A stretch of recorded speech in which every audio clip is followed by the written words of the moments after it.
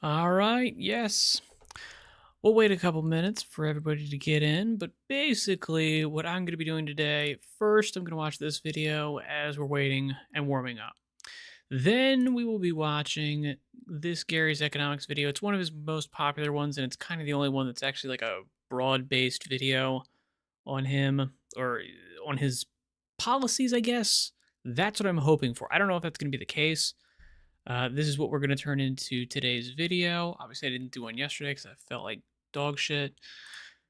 But that's what we're going to be doing. And then we will attempt to play Cyberpunk 2077. Because, like I said, I'm just kind of in that aesthetic. I'm just in that mood right now. Maybe if I feel terrible, we'll just actually be going through more of these videos. That's a possibility, but we shall see. So for right now, let's just go ahead and yeah, we'll just start watching this video. So the double income household, okay, it starts as an option. Lovely. My wife can go out to work too, and we can earn 2 salaries. Early days, absolutely lovely. Okay. Suddenly, okay, who benefits? The government, because they're getting twice as much tax, right? Homeowners benefit because now you need 2 salaries to buy a house, and therefore houses are worth commensurately, 50% more. They don't have to, but I understand his point. You could charge twice as much, and people could reasonably buy it because they have 2 incomes, and therefore they can do it. So it's not one-to-one that it has to be the case, but I understand why that would, increase house prices. Yeah. Most of the gains over the long term, not immediately. If you're an early 2-income household, you were rolling in it, okay? But over time, people cottoned on to the fact that people were earning two incomes and therefore demanded more money for a house. Yeah. Okay. As a consequence of which, the government got more tax revenue, homeowners got rich from it. I would argue the typical double income household enjoyed a fairly modest increase in their quality of life. All right, and lost 35 hours of discretionary time every week per household. So when I was a kid, a working class person could bring up kids on 1 salary. It wasn't a particularly nice life, but it was actually possible without resorting to total penury. I now know of hospital consultants who are single, who basically can't afford to buy anything. Okay, they can barely afford. They're they're consultant surgeon, whatever it may be. They cannot afford to buy a tolerable place to live with only 1 income. If they're some part of that is also the fact. Again, I mean, I don't know why I'm focusing so much on these videos. It's just kind of the way it worked out, and these are the things that I'm getting in my feed. But a lot of this is specific to the UK. Like doctors in the US are paid a lot more.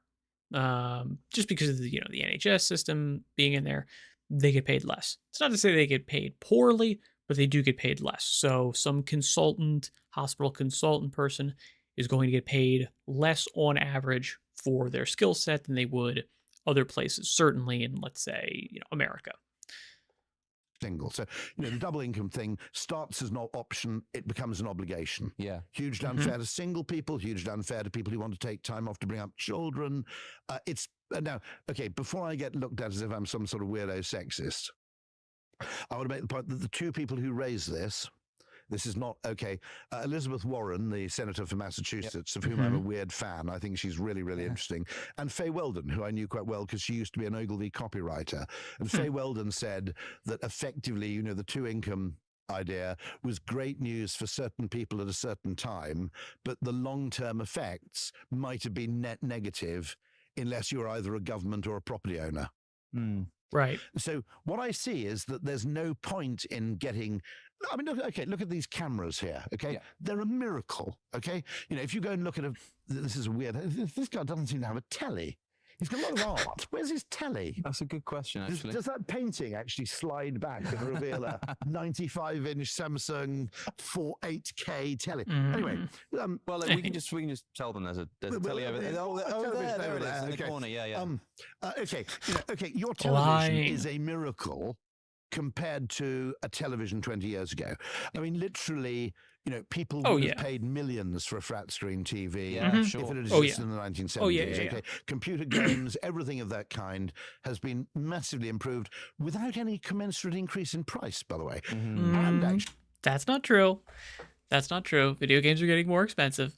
Maybe you'd say they're staying the same, but inflation is just massively increasing. But of course, then again, if that's what you're gonna get into, then everything is staying the same slash cheaper slash way more expensive because your purchasing power is way down. an extraordinary degree of egalitarianism, which is that if you're a multimillionaire, you can't really get a better phone than someone on median income. Sure. You can get a fancier TV, I grant that, but only at the Maybe. point of being ridiculous. Yeah, not to the point that it's actually. I mean, and actually, you know. your Netflix is the same as my Netflix. Exactly, Okay, yeah. an awful lot of, and actually, the Netflix in Aberystwyth is as good as the Netflix in London. Yes. Now, that's one thing which nobody ever talks about, which is the extraordinary geographical leveling up in terms of access to information and goods. I grew up in the Welsh borders. If you wanted to buy a bit of fancy hi-fi equipment, you might have gone to London. You might have gone to Bristol or Cardiff.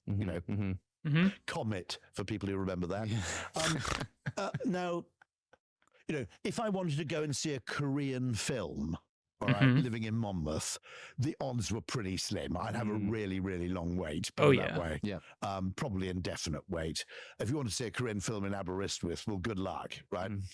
Now, anybody, anywhere. It's one of the reasons I don't quite understand the fixation with people have with living in London, because the actual material gains you get from a metropolitan existence in terms of your consumption aren't nearly as dramatic as they were when I was.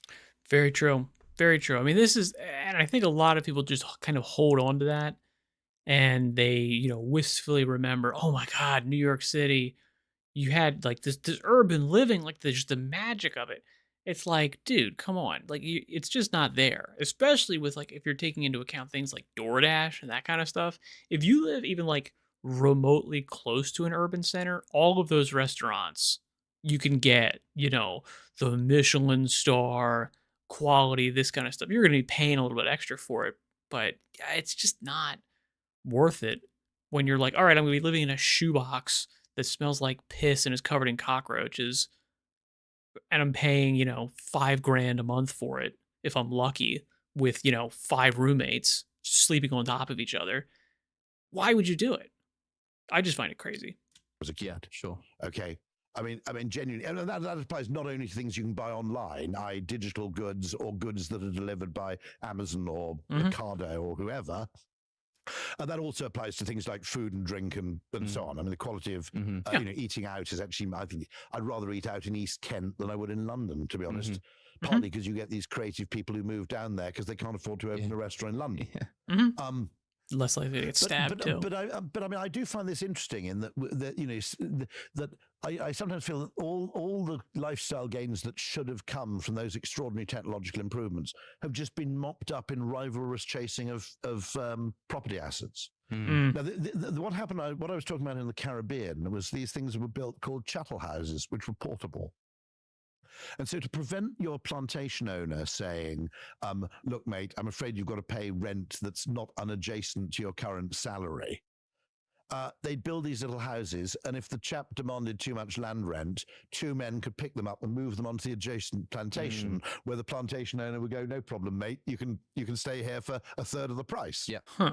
And so what it did was it disentangled the ownership of housing from land ownership. Yes. And the trailer park does that in the US. There are actually really blingy trailer parks. There's one in Malibu. And again, I mean, this is where we're getting into stuff. Like, I don't know how many people from Europe, EU, UK specifically are here / would even be here because of the time frame of these streams. But I will say, a lot of the things that, this guy's talking about, Gary Stevenson as well, obviously are like very UK specific, the sort of like the property rights, land, the wealth tied to property ownership / land ownership is kind of really specific to the UK, because you don't necessarily have, I mean, you just don't have the same ecosystem that you do in, let's say, the US, because he mentioned trailer parks. Trailer parks are, I mean, obviously, I live in the US, born and raised. It's not like a cool thing where I live if you live in a trailer park. It's a real, like, you're a freaking redneck, you're a bum, you're kind of a loser. I don't know if there's other spots. It seems, to hear him say it, there's actually kind of like, a continuum. And there's probably places where it's like, yeah, like you're living a really good, enjoyable lifestyle if you're living in a trailer park. Um, and certainly there's some of that, but it's mostly like camping. Well, I've got a vague idea. Pamela Anderson lives in a trailer park. Okay, Really? in Malibu, and it's Huh. somewhere near the beach. I mean, they're actually, the trailers are they've been pimped up quite Yeah. dramatically, Mhm. and it's a pretty nice community. But notionally, I think legally, I think it may actually exist as a trailer park. That's true. You could say trailer parks, legally speaking, and I mean, obviously, a lot of trailers now are like, yeah, like a lot of the trailers you see in the trailer park are not like mobile. At least from what I can see. Maybe they are mobile in the sense that you could move them on like a flatbed truck or something, which I definitely have seen. But like they don't have wheels on them. Now, if you got if the government got Johnny Ive and there's a guy called Mark Newson, who's an Australian designer, who I think is a mate of his, and just said, okay, your job is you've got to produce the coolest mobile form of housing you possibly can. Hmm. Okay, and you create some sort of legislation where people, I'd be well on for living in a pub car park. When I mean, there are a lot of country pubs that have a bit of spare space in the car park. Okay, if you could Mhm. plonk my little 2-bedroom job in the pub car park, well on for that. So if people could actually Mhm. buy for 50, 60, in America, you can buy a trailer. I mean, a really nice brand new trailer. It's about $80,000. Is that true? 80,000. Mm, brand new 80,000, really nice trailer. I'm assuming he means like RV trailer, not. Maybe he means like trailer, like again, like trailer park trailer, like a double wide kind of thing. 80,000. That strikes me as like a little bit low for the house version of a trailer, a little bit high for the like hookup trailer version. But we'll say that's reasonable. And they're pretty nice, and they're fully kitted out Oh with all yeah, sorts of shit. they are Okay, nice. and okay, they got a better climate. I mean, we got to accept some things about that. But you They got a, could, what is it? and okay, they got a better climate. I mean, we got to Better accept some climate. things about that. Okay. But Not really though. Let's be totally honest here. They have a better climate. Yes, true, but also no, not at all. It's less rainy in certain areas. It's also, I mean, the UK does not get nearly as hot. Or I don't even think it gets as cold as it does here in the US. So there's a lot of areas which this would not work in because it's like if you're living in Alabama or something like that, you got to make sure your, trailer is super well equipped with air conditioning or else you're going to die. you could join two of these things together. And if you were free to own a form of accommodation without owning the rights to build on the land on which it sits, you could fundamentally disrupt the property market. Maybe what you need is planning permission for 3 years only. Do you see what I mean? Yes. So that when people gave planning permission for people to live in the neighboring field, it was for 3 years and they got a bit of money from it rather than indefinitely. I had this same idea, which is I think we should build lots of nuclear power stations on ships. Right? And the reason is that if someone wants to build a nuclear power station next to my house, right? Yeah. Even me, I'm pretty pro nuclear power, but I'm going to be a bit iffy about it. But I've got a little flat in Deal. And I'm a bit of an amateur rackman. I do own 2 small flats. I mean, Interesting. it's partly a product of my, the time in which I was born. Nuclear power plants on ships. I mean, no. That's just stupid. That's just completely insane. Yeah, if it melts down, there's way less you can do because it's gonna be melting down into the ocean. And then there was like a whole thing of like a lot of like the big thing with Chernobyl was basically like if the nuclear core actually like hit water, there'd be like a giant steam explosion and it would like splatter nuclear fallout over like a huge giant area. Um, Granted, I know that from the show. I don't know if that how completely accurate that was, but it makes sense. There definitely would be a giant steam explosion. So having a nuclear reactor directly over water is probably a bad idea.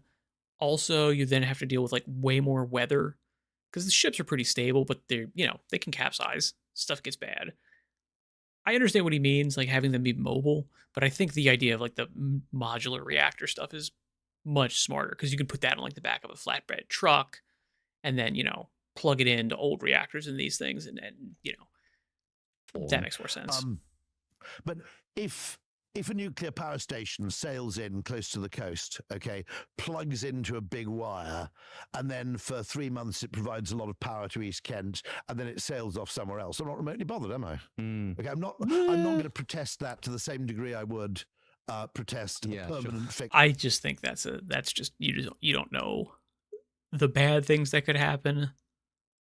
Yeah, like that's I'm definitely pro nuclear. I would rather land based. Have it right next to me. Sure, I don't care. Go nuts, dude. Right next to me. Cool. Is it a new reactor? Fixture. Right. So I've got this theory that you could just put nuclear power stations on ships and people would be pretty chill. So they thought, okay, the thing's going to be in harbour for 8 months and then it's going to go somewhere else. Yeah. Completely different level of objection. Maybe there could be some sort of like tax benefit for the people who live near it or something. Oh, that's fascinating. If we didn't have this huge explosion in property prices, which unjustly enriches people without any real measure of the contribution they've made to society, without any proportionality. First of all, one of the things you do is you discredit capitalism because, you can say what you like about Henry Ford being rich, but he gave a lot of people a car. Right? Okay. Whereas, nowadays the rich person is likely to be some weird Russian who's honey-trapped the local nomenclatura into selling them an aluminium smelting works for, 20,000 rubles. It doesn't have the same degree of meritocracy or earned merit, okay, than it used to. So you discredit the whole nature of wealth. Again, I think this is UK specific. And capitalism by making it so much to do with your asset class ownership rather than your effort. That's my first objection. Second thing is, if we hadn't had property, if we'd had an artificial means, e.g. taxation, of keeping, and then a commensurate reduction in income tax, right? If we'd had some means of taxing land value, could people now actually work a 4-day week and maintain their basic quality of life? I think that's entirely possible. I don't know about that.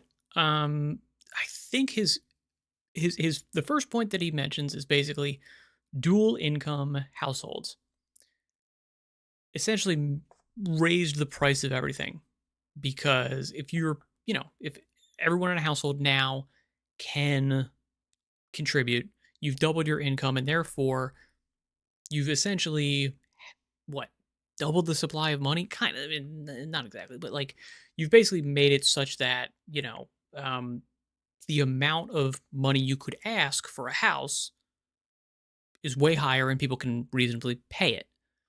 And, if each person is giving up, whatever, let's call it like 20 weeks of their salary time.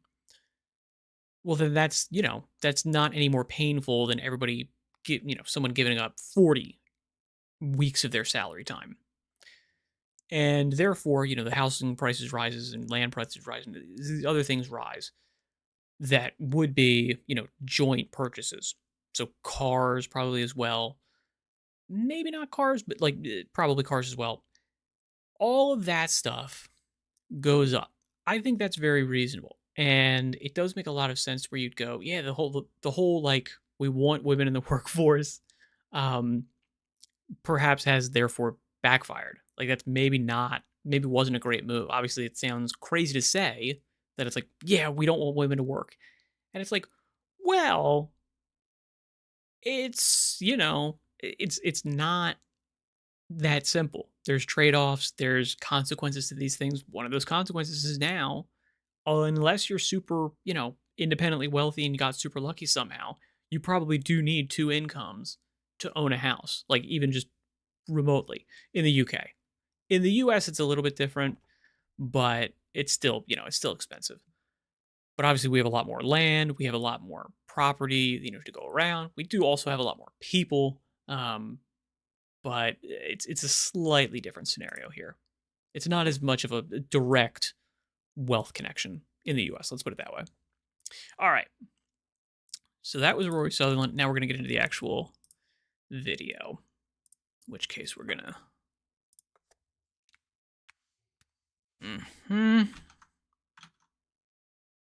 All right, let's learn some more about Gary Stevenson's of Gary's Economics policy projections.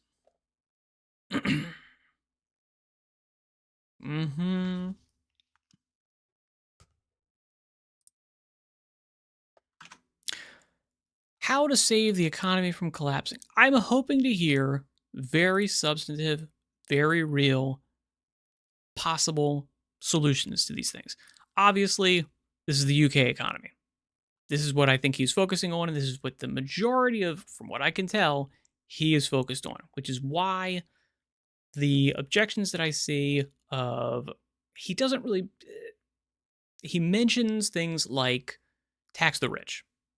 That is, from what I've seen in all of his other interviews, which are not on his channel, to be fair, he said tax the rich. That's his catchphrase as far as I can tell. Maybe I'm dead wrong, and certainly enough of the comments have said that, nope, you're wrong, that's not what he's saying. Should be tax wealth. Specifically, tax land wealth, property wealth. That is, I think, a reasonable UK solution. You know, it's not necessarily a US solution because, to be honest, there are places in the US where that happens already. So, you know, I'm speaking it from an American perspective. I'm looking at him and I'm looking at this guy thinking, you know, a general wealth tax, if that's what he's proposing, generally speaking, they've never worked before. I don't see any reason why they would work now. However, the idea of a land tax is, I think, fairly reasonable. The other side of this is, you know, he's not the first guy to propose this. And if it hasn't happened yet, it's probably because there are entrenched interests on both sides that Rory Sutherland had mentioned. You know, if everybody in Parliament was getting free property, they're probably not going to want that property to be taxed. So if you're looking at this from a pragmatic standpoint, which again, if you're looking at political change, you should / need to be looking at this from pragmatic, you know, standpoints. What can you actually get done that would further your cause, make people's lives better? If the thing that you propose would absolutely do fantastic stuff for everybody, but it's impossible to get it passed, well, then it's just a waste of everybody's time to even debate it. It's just a complete waste of time. That time could be better spent going, yeah, you know what? We could raise this issue, we could discuss it for weeks, or we could take that week and all of our salaries and all that money and we could put it into, you know, stopping people getting stabbed on the streets of London and maybe make a dent in that actually. And that would actually improve people's lives as opposed to dicking around about wealth tax, which is never going to happen. Okay, welcome back to Gary's Economics. Today we are finally going to explain how we can stop the economy from collapsing. Okay, so in the last couple of months I've been on tour. I've been up and down the country a couple of times. We've had a massive press campaign, so I've been all over the TV, radio, the internet, basically explaining that the economy is collapsing, that it will continue to collapse, and that ordinary families will be driven into poverty, that our kids and our grandkids won't be able to afford homes and financial security. And we've been getting a lot of press, and that has obviously been basically worrying a lot of people. People should be worried because this is happening. And people are asking me, okay, Gary, what can we do? How can we stop that? And I've spent quite a lot of time explaining the problem, but perhaps not so much explaining what we can do to stop the problem. So today, what I'm going to try my best to do is explain really clearly, as much as possible from the ground up, how I think we can stop this economic collapse from happening. All right. I would also like to hear a little bit of a definition of what he means by economic collapse. I mean, it sounds bad, and I'm sure it is bad, but I do need to know a little bit more specifics about what does this mean? Does this mean like the value of currency is going to collapse? That would cause economic collapse. Yeah. Is it the price of everything goes, you know, through the roof? Is there some, you know, giant, massive transfer of wealth that, you know, would blow out Again, people's savings would be worthless. People's property would become, insanely, infinitely wealthy, and therefore, there's going to be an underclass of, I think it was 40% of people in the UK don't own property, and therefore those people are going to be essentially disenfranchised forever. They're going to be just, serfs. They're going to be peasants and will never have any possibility of ever gaining any kind of wealth whatsoever. What do we mean by economic collapse? Let me see if he says anything. So the very first thing we need to do is just recap very quickly what the economic problem actually is in its most basic terms, and I'm going to try to explain that in a simple diagram, which I'm going to draw here. Okay, so we've got these 4 groups in society. We've got the working class, we've got the middle class, we've got the government, and we've got the rich. Now, for most of history and in most of the world today, pretty much all of the wealth in society, the land, the property, the natural resources, the businesses, are owned by the rich. But no, that's not true.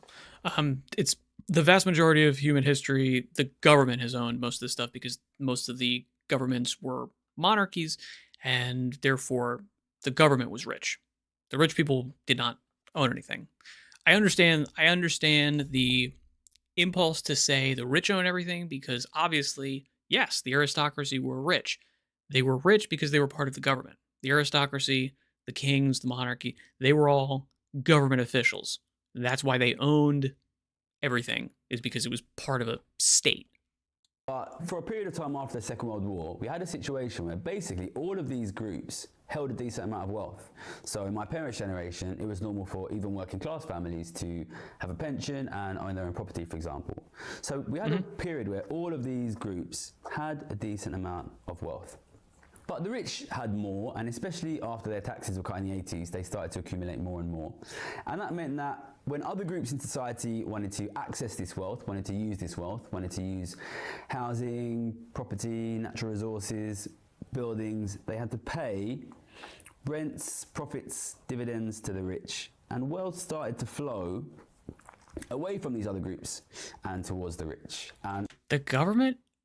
How is the government paying? I mean, I guess like you could say tax breaks, but I don't know how the government is basically coming on bended knee to rich people. Please, sir, please, can we possibly hunt on your land, sir? I don't see it. These flows really started to increase, especially during the 2008 crisis and during the COVID crisis. And it led to a situation. Now, again, the wealth transfer there, I'm happy to say there was a giant wealth transfer from, middle-class people to rich people. That's true.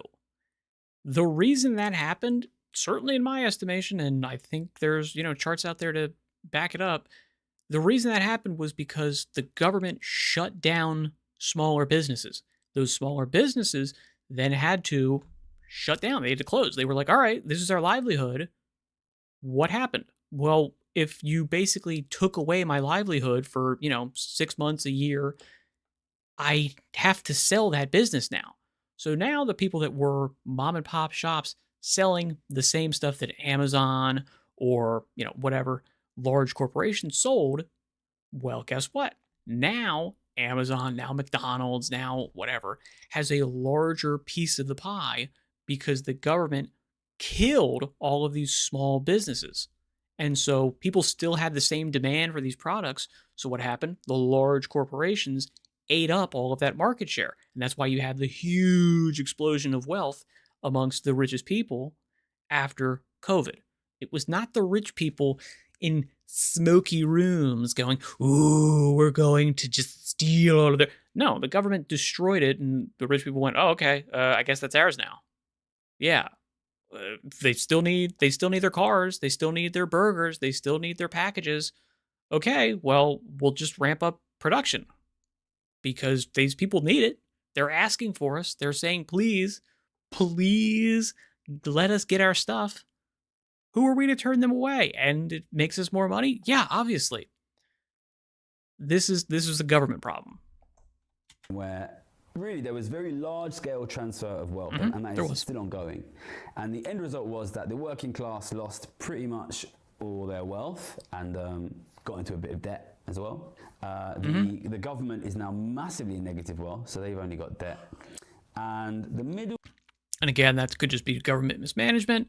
They're borrowing money to do this kind of stuff. Class, they kept some of their wealth, but not so much. And the wealth of the rich just got bigger and bigger and bigger and bigger. Especially during COVID. What this meant was, because these groups of society who traditionally are the big spenders in terms of proportion of their wealth were losing their wealth, spending fell, wages fell, and because these guys have much more wealth now and these guys have less, these transfer payments which you have to make to use wealth, access resources, went up because you've got less resources now, they've got more, so you need to pay to use a greater amount of resources. So these flows increased, and now we're in a situation where basically these groups are basically wiped out. The working class has basically nothing left. These guys already live in increasingly desperate poverty. The government is like totally bankrupted. They're out. And the middle class has just this little bit left which they're hanging on to, but it's gradually being sucked out, and before long they will be gone too.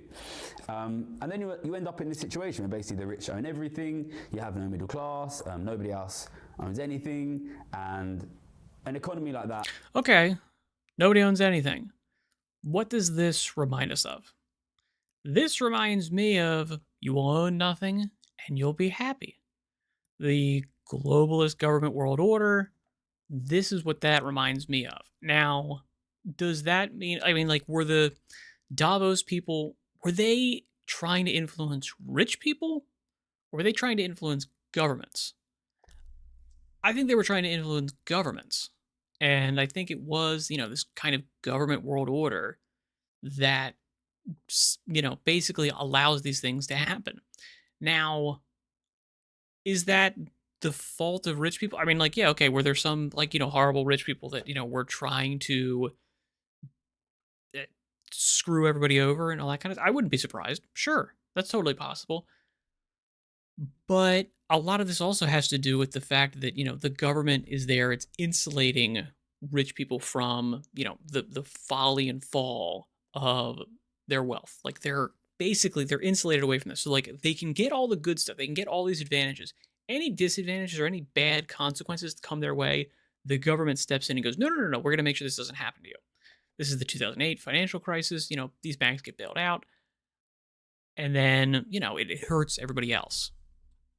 Looks like Nigeria, looks like India, looks like Brazil, and basically you have very broad poverty. If you want to fix this, you need to get wealth flowing back in the other direction.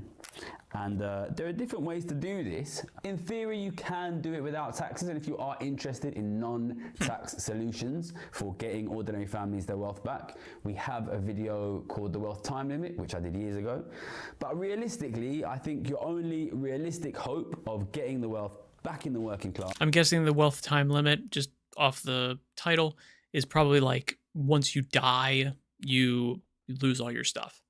Now, certainly in the US, and I think in the UK as well, because I feel like this was a big deal with the farmers' protests a little while ago, you already get taxed pretty significantly when you die. Now, maybe there's, certain provisions that basically make it so that your sort of static land property wealth tax burden is insanely low. They don't touch it. But I don't think the farmers would have been protesting if, they would have kept all of their land stuff. They were getting, pretty raked over the coals for that. Certainly in my opinion. Now, maybe, the super rich people wouldn't have gotten as badly hit. And maybe there's some, I'm sure there's a progressive tax rate where it's okay, if you've got $1 billion in property value, the wealth tax on that would have been higher. And then maybe, the government gets some of that because you'd have to sell some of that land. Who are you going to sell it to? That's another issue.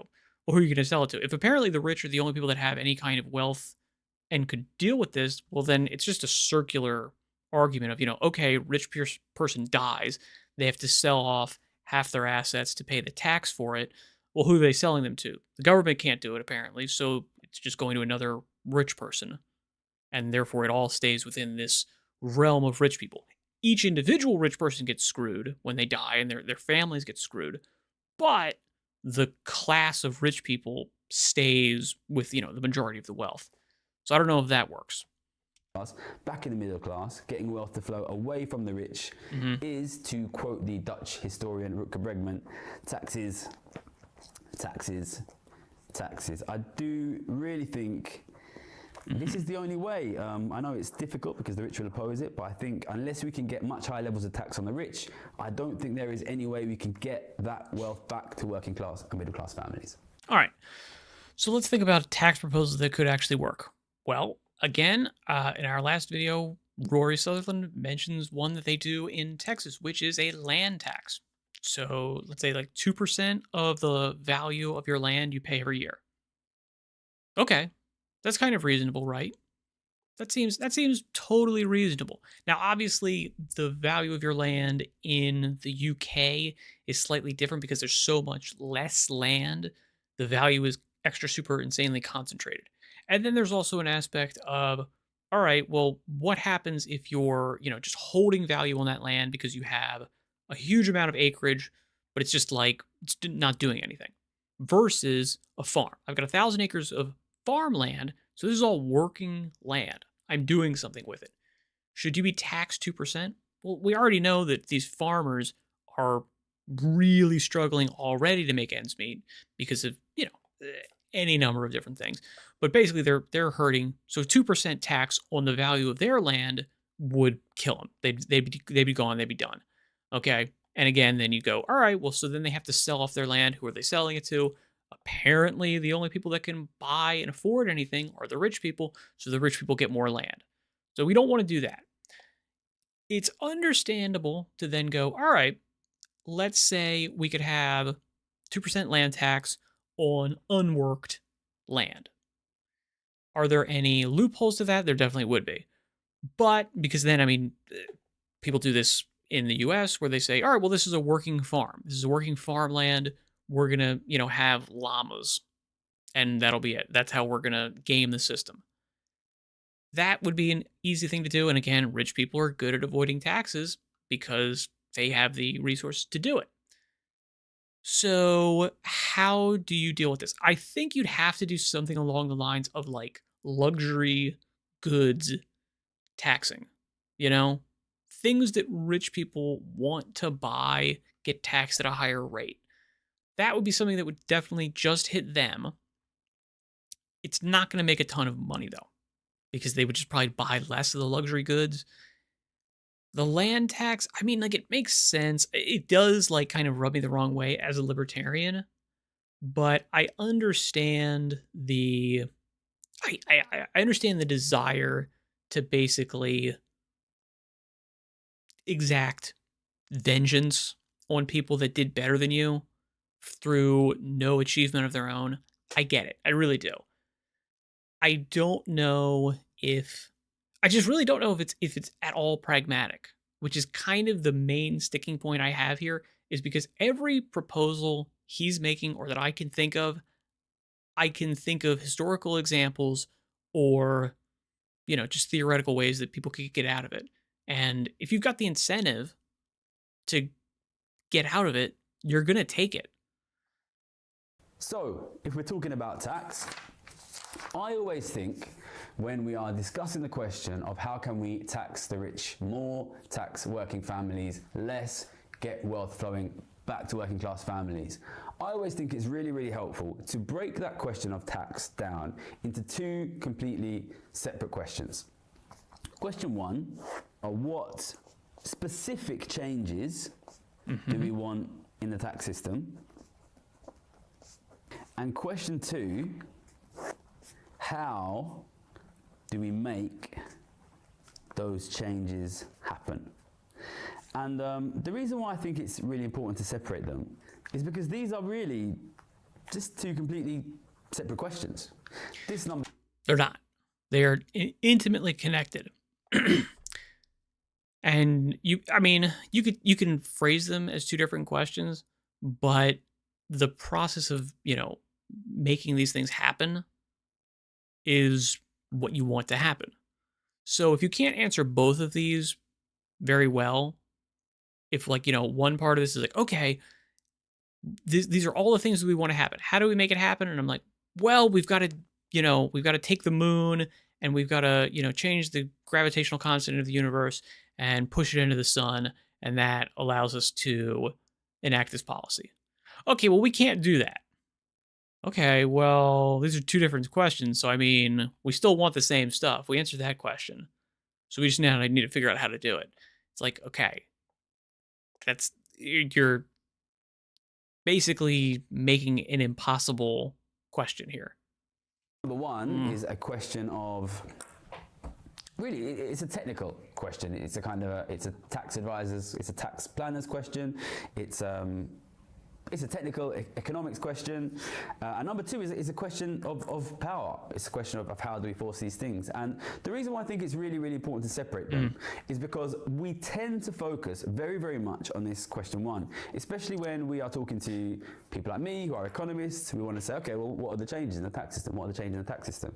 And I think this is perhaps a little bit naive to the fact that basically at the moment we are losing this debate for question two, which is at the moment we're not getting any taxes at all. We are increasingly seeing changes in the tax system which tax rich people less, which tax working people more. That is true even in countries that have centre-left governments who you might think would be more supportive of poorer people. It's true here in the UK where we have a Labour government. It was true under Joe Biden.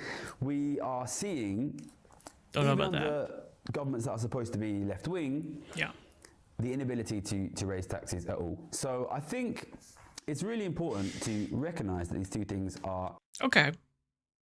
Again, we want to be pragmatic here. If that's not going to happen, if you've got left-wing governments that are traditionally, not currently, but traditionally very happy to tax people, if they're not doing it and you can't get it done under them, then you need to change your strategy. Taxes are not the answer then. Separate, because we can often end up in a situation where somebody like me is trying to make a very strong case for the fact that if we don't change the tax system, we will see basically a collapse of society. And somebody who perhaps is rich or is funded by the rich will come in and say, aha, but what specific changes do you want to make? And they will ask you to sort of sit down and carefully plan a brand new tax system right there in front of them, and then they will say, oh, well, this specific problem is wrong and this is not going to work. Listen, I am not particularly passionate about the specific form of tax that we take. I'm aware that it is really, really important that this is carefully designed to hit the richest rather than the middle class. I'm totally aware of this problem. And I'm aware that different forms of taxes will have different problems. And I'm aware that we need to be really, really careful about how we plan it, how we design it. But the truth is, the most important thing is that we get a change, and there are a number of forms that change could take. I campaign for wealth taxes. Some people campaign for equalising capital gains with income tax. Some people talk about closing down the loopholes that very rich families use to pay zero taxes.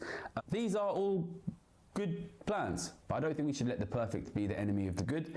The truth... I understand that. And again, I think that's very reasonable. I will have to say again, it's both of these questions are pragmatic questions. Can they be done? What should they be done? What are the consequences? And all of these are equally important. If a thing absolutely is great and will have fantastic outcomes, but is impossible to pass, get rid of it. It's gone. If the thing is totally passable, we can absolutely make it happen, but it has, no different changes whatsoever because, there's loopholes, because there's tax breaks, because there's blah, blah, blah, blah, blah, then it's useless. Get rid of it. I kind of don't think this approach of redistributing wealth is going to work because I haven't seen it actually happen. I just haven't ever seen any historical examples of this coming off. So I kind of do feel like the only way to move this is, instead of like trying to forcibly redistribute wealth via tax schemes or these types of things, the only thing that probably makes sense is to allow rich people to spend their money stupidly.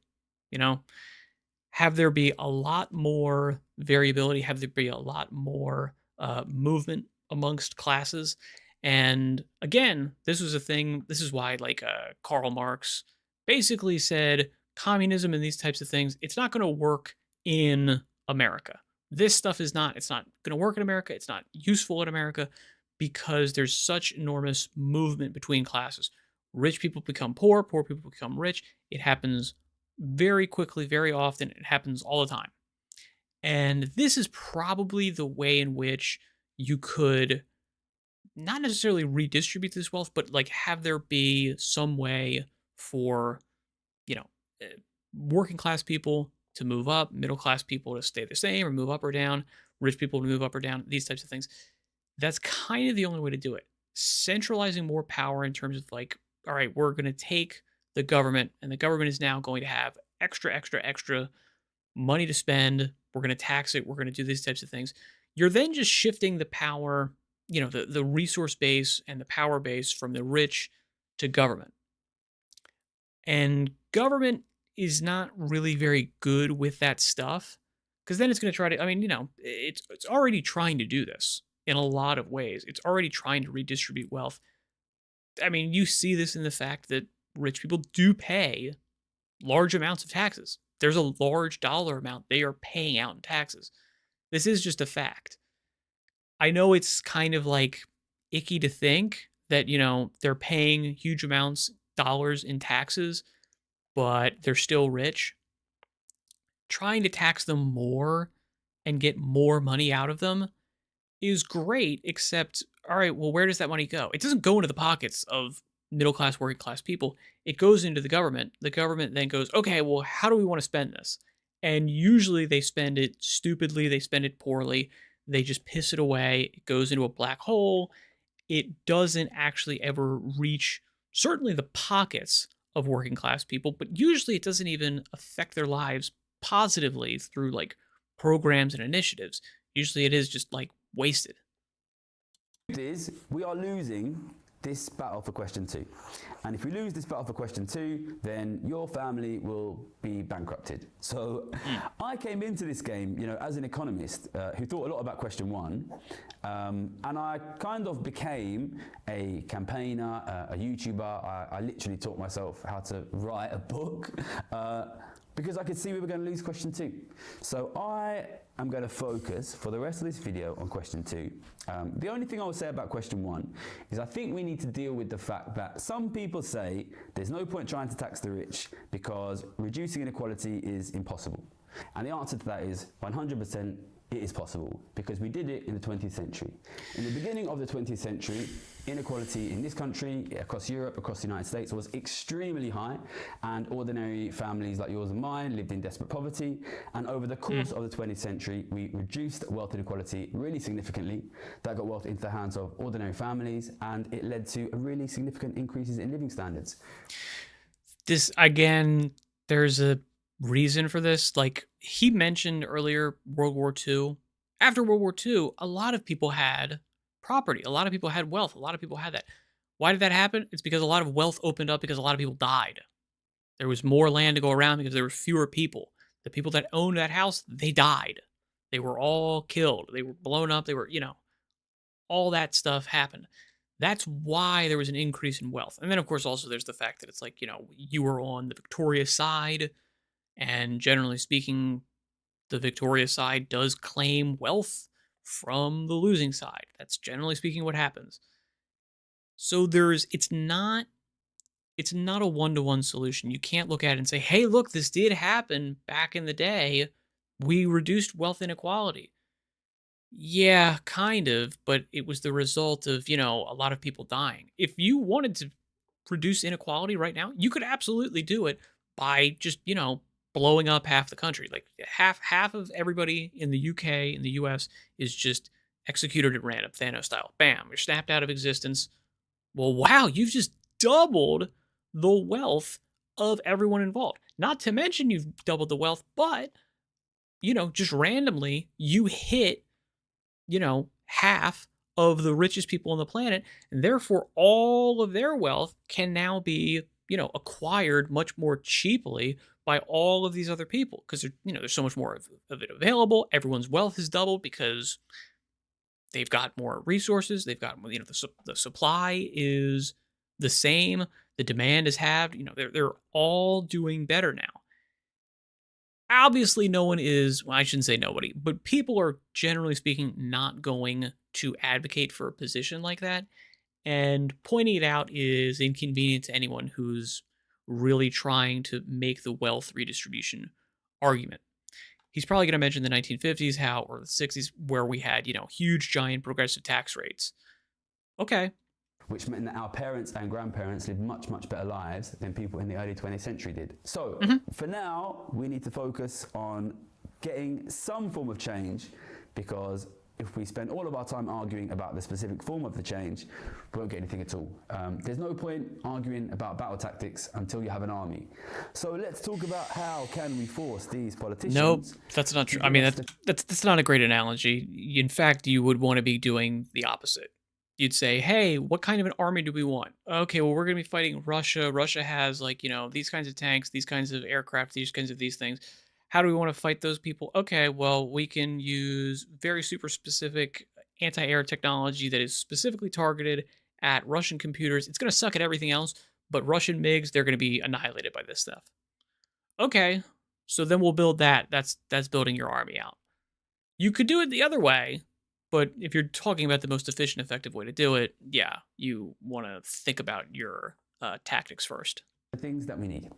All right, so I, as most of you will know if you've been watching this channel, was a economist, mathematician, and a trader. I worked as a trader from 2008 to 2014.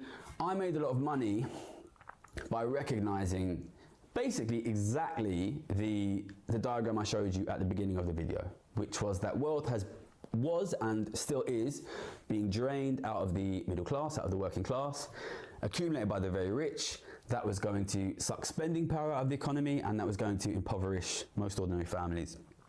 I bet on that, and I was very successful betting that the economy would collapse, and I made a lot of money on that. And I quit trading in 2014. I was living in Tokyo at the time, and I came back to London basically with this conviction that I was right in this relatively simple economic understanding that we would see continued further and further and further worsening of living standards. And I didn't want that to happen. That's not the same thing.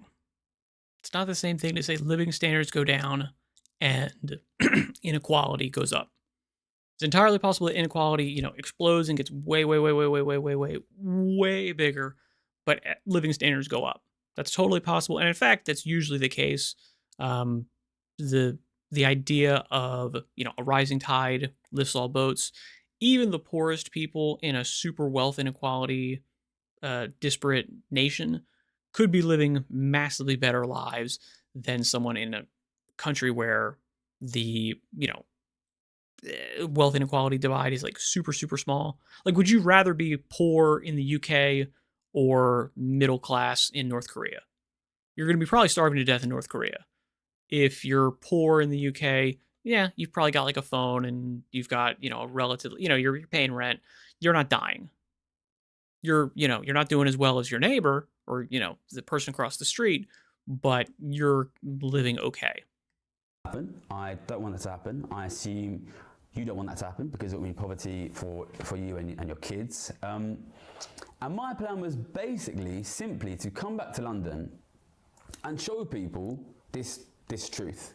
And I've been spending basically those nearly 11 years now since I came back trying to figure out how can we actually stop this crisis from happening. And my plan has always been, really relatively simply, this crisis will impoverish 70, 80, 90% of the population here in the UK, in the US, in Australia, in Europe, wherever you're watching. And you're seeing that happening. You are seeing larger and larger percentages of the population being impoverished. And it doesn't make sense for the public to accept that. So all we need to do is show them what's happening, make it clear to them what's happening, and they will reject it, basically. But it's been 11 years now, and we haven't achieved it yet. So I would like to explain basically how my thinking has developed and refined into trying to figure out a way that we can really effectively stop it.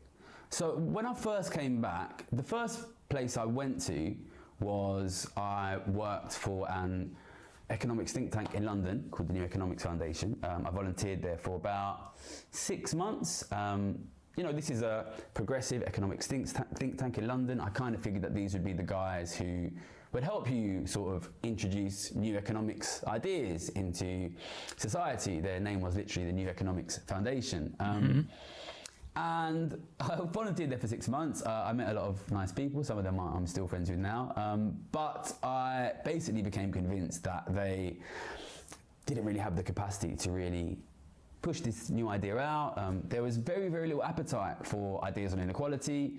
They needed to get funding for all of their individual projects, and you know, they could get a lot of funding for global warming stuff and kind of identity politics stuff, but there was basically nobody funding wealth inequality stuff. The space was quite middle class, so in many cases there were people who were not themselves being directly hurt.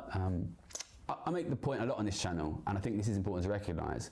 Crises of inequality, they impoverish 90% of the population, but they make like 1-2% of the population absolutely really bloody rich, and these guys, they benefit from it. And there's another sort of 3-4% below that that are pretty well protected, and I sort of found in that think tank space a lot of these protected people basically, and unfortunately whilst they are in many cases very well meaning, I didn't see any chance of getting change essentially from that think tank space.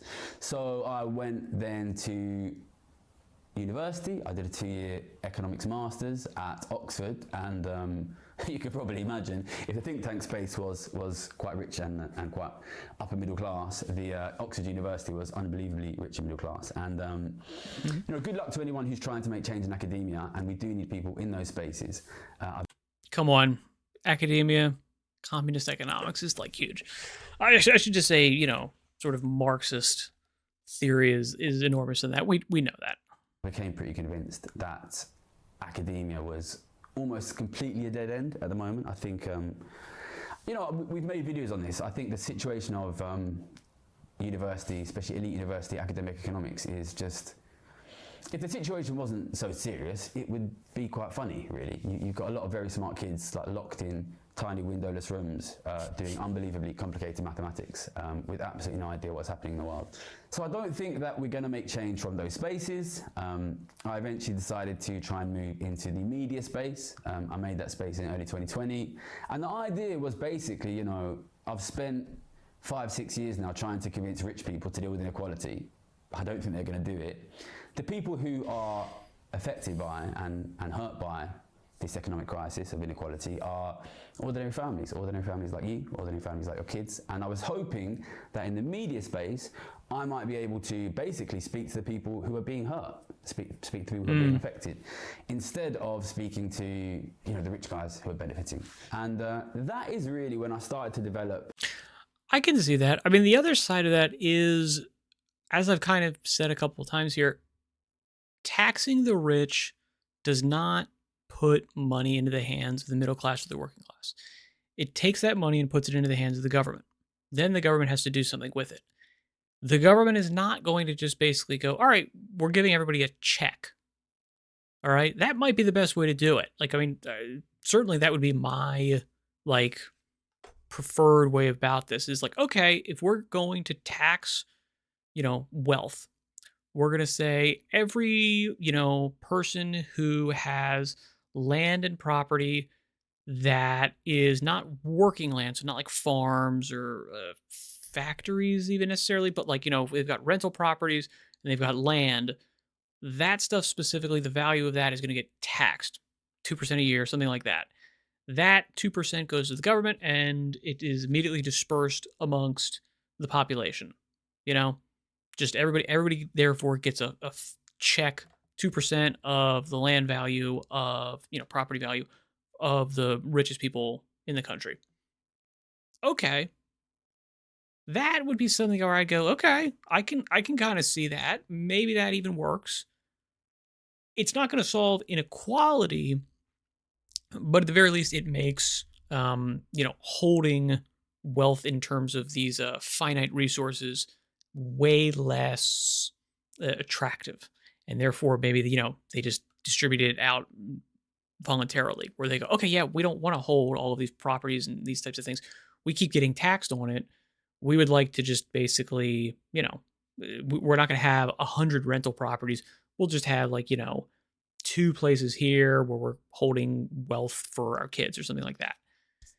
That would be reasonable. Is the government going to do that? I don't think so. I don't think the government's going to do that. The plan that I've been doing the last 4 years, especially the last 2-3 years, which is, I genuinely think that the vast majority of people in this country, and I think this is true if you're here or in the States or in Europe or Australia, do not have a single person in the mainstream media who is communicating effectively, clearly, understandably what is happening in this economic crisis that is increasingly devastating living conditions for millions of ordinary families across the world. And I think they tend to be right-wing people. They tend to be right-wing populist people. Those are the people that I actually do hear this a lot from. I started to feel that there was a massive gap, basically, like a huge gap to fill, basically telling people what is happening. And I started to feel that really strongly during COVID, that basically the quality of our economics media was extremely low.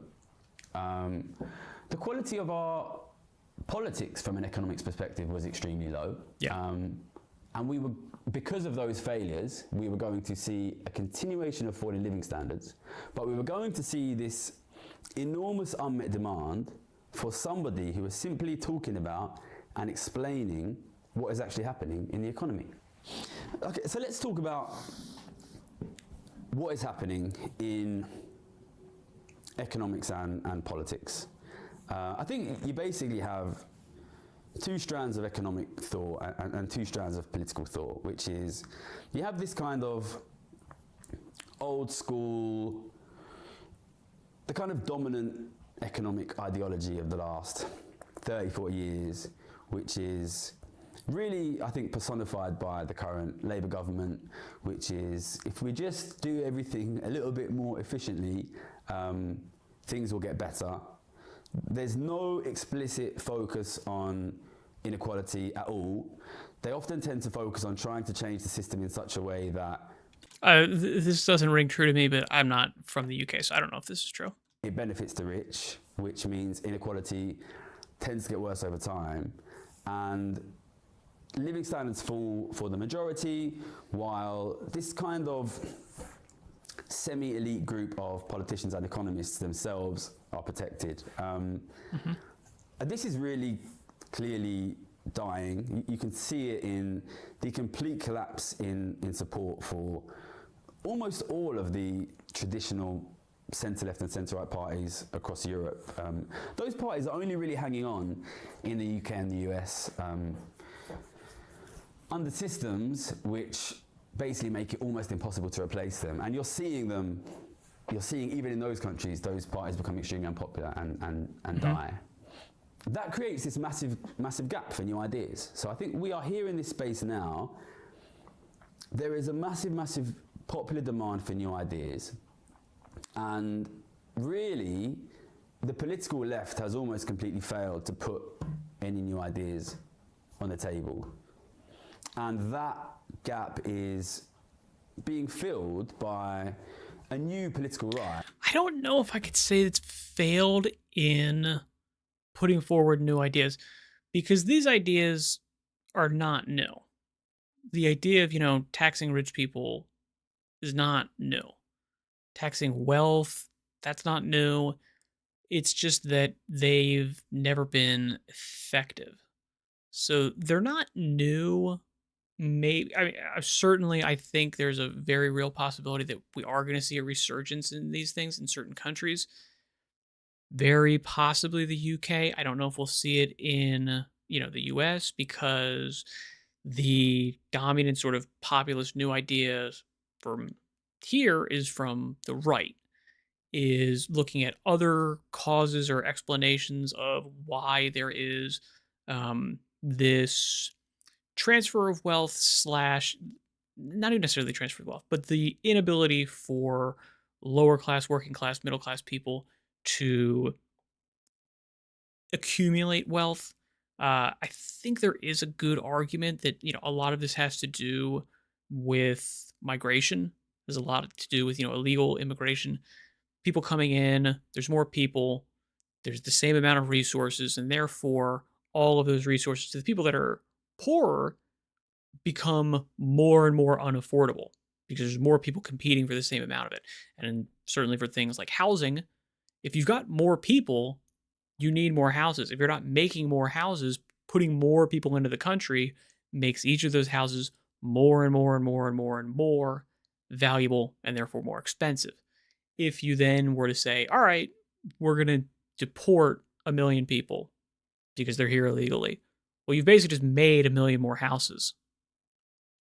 Right, which I think has been very effective in doing things like utilizing social media, utilizing influencers, especially on the right, to basically sell a new political story.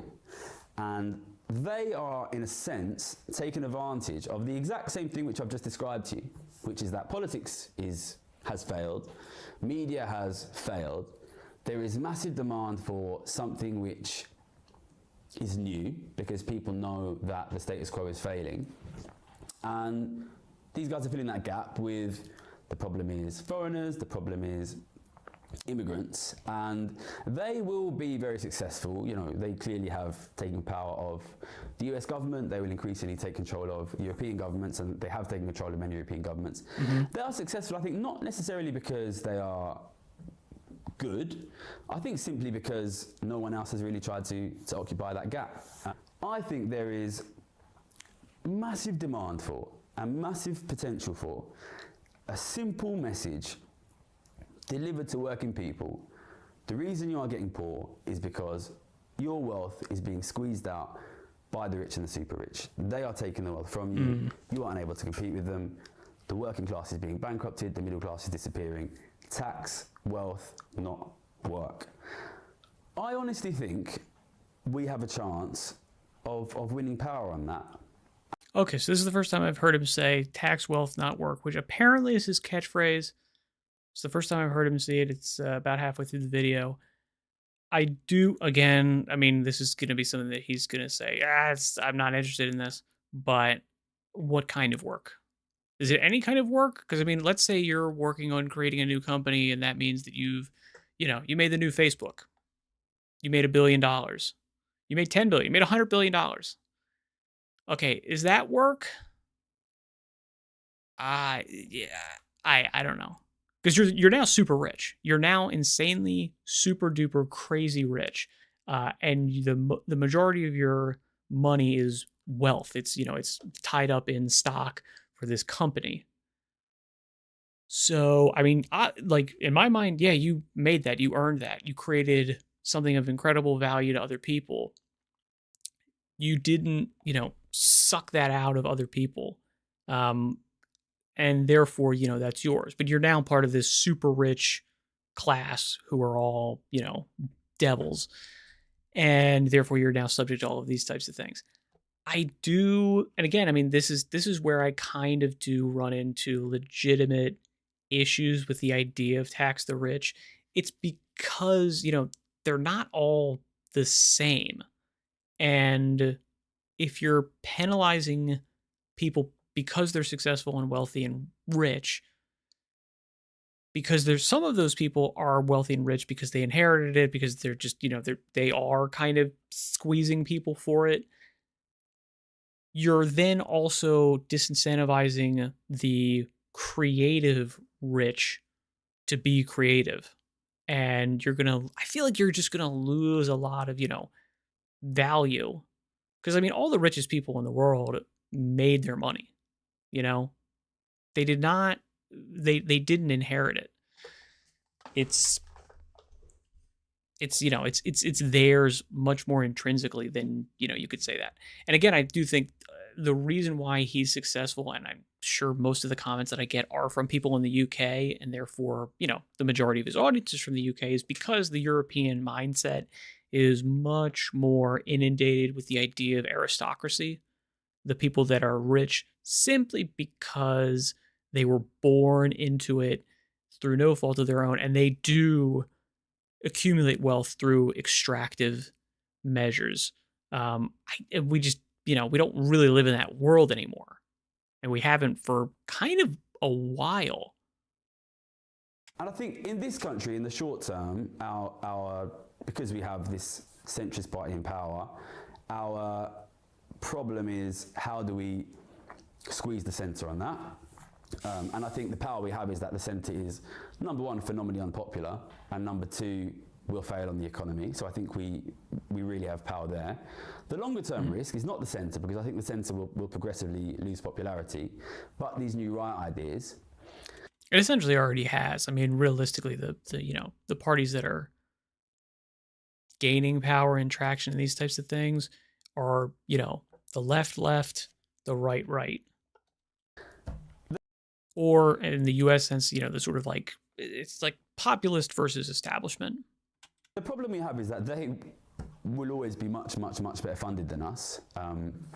Quite simply because once billionaires realise that the long-term battle is a battle between tax the rich and blame the foreigners, the billionaires will increasingly aggressively fund blame the foreigners as an idea.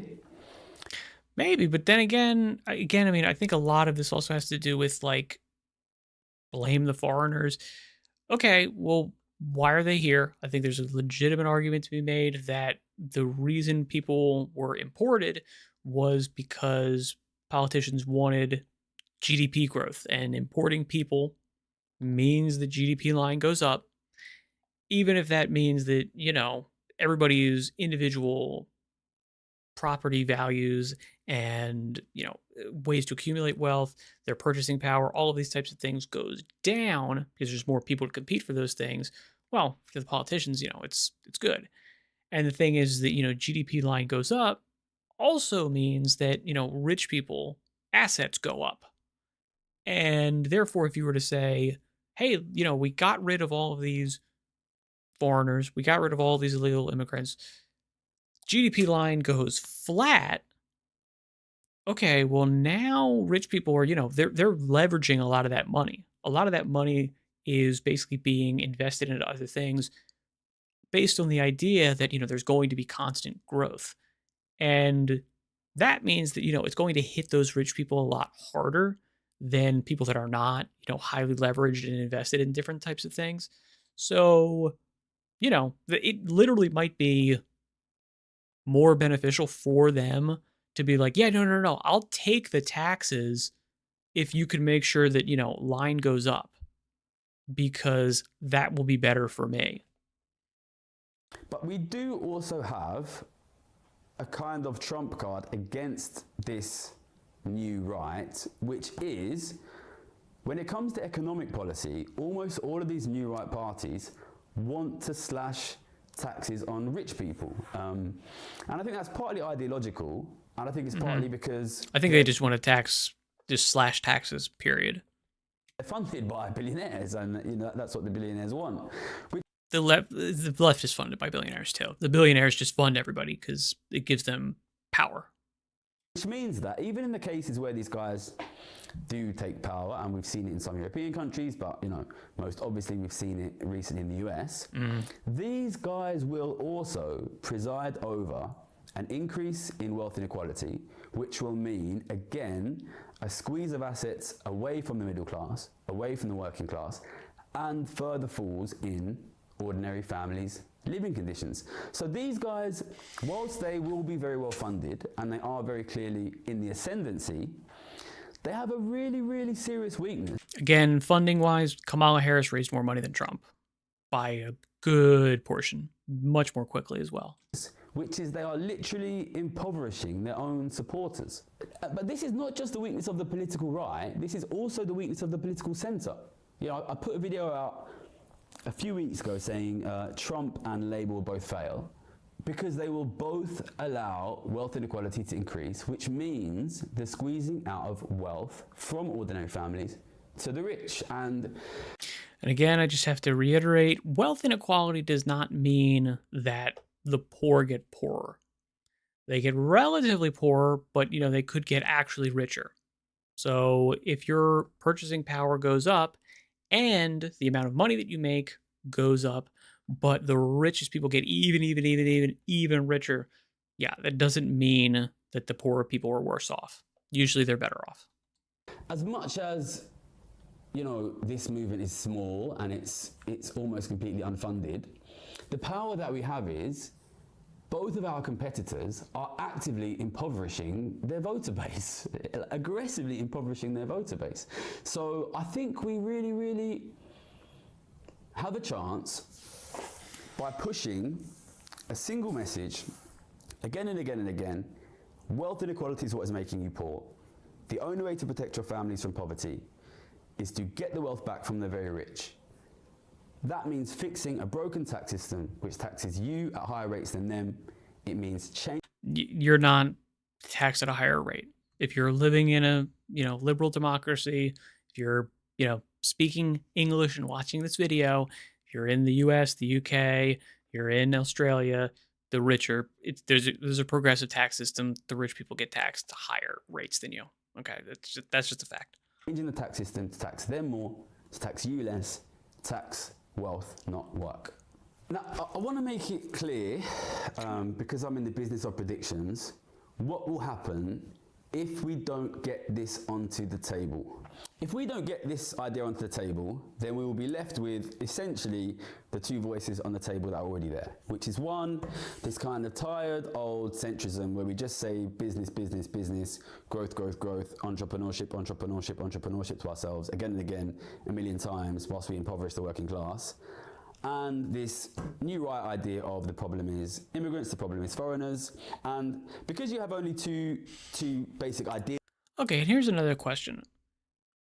Impoverishing the working class.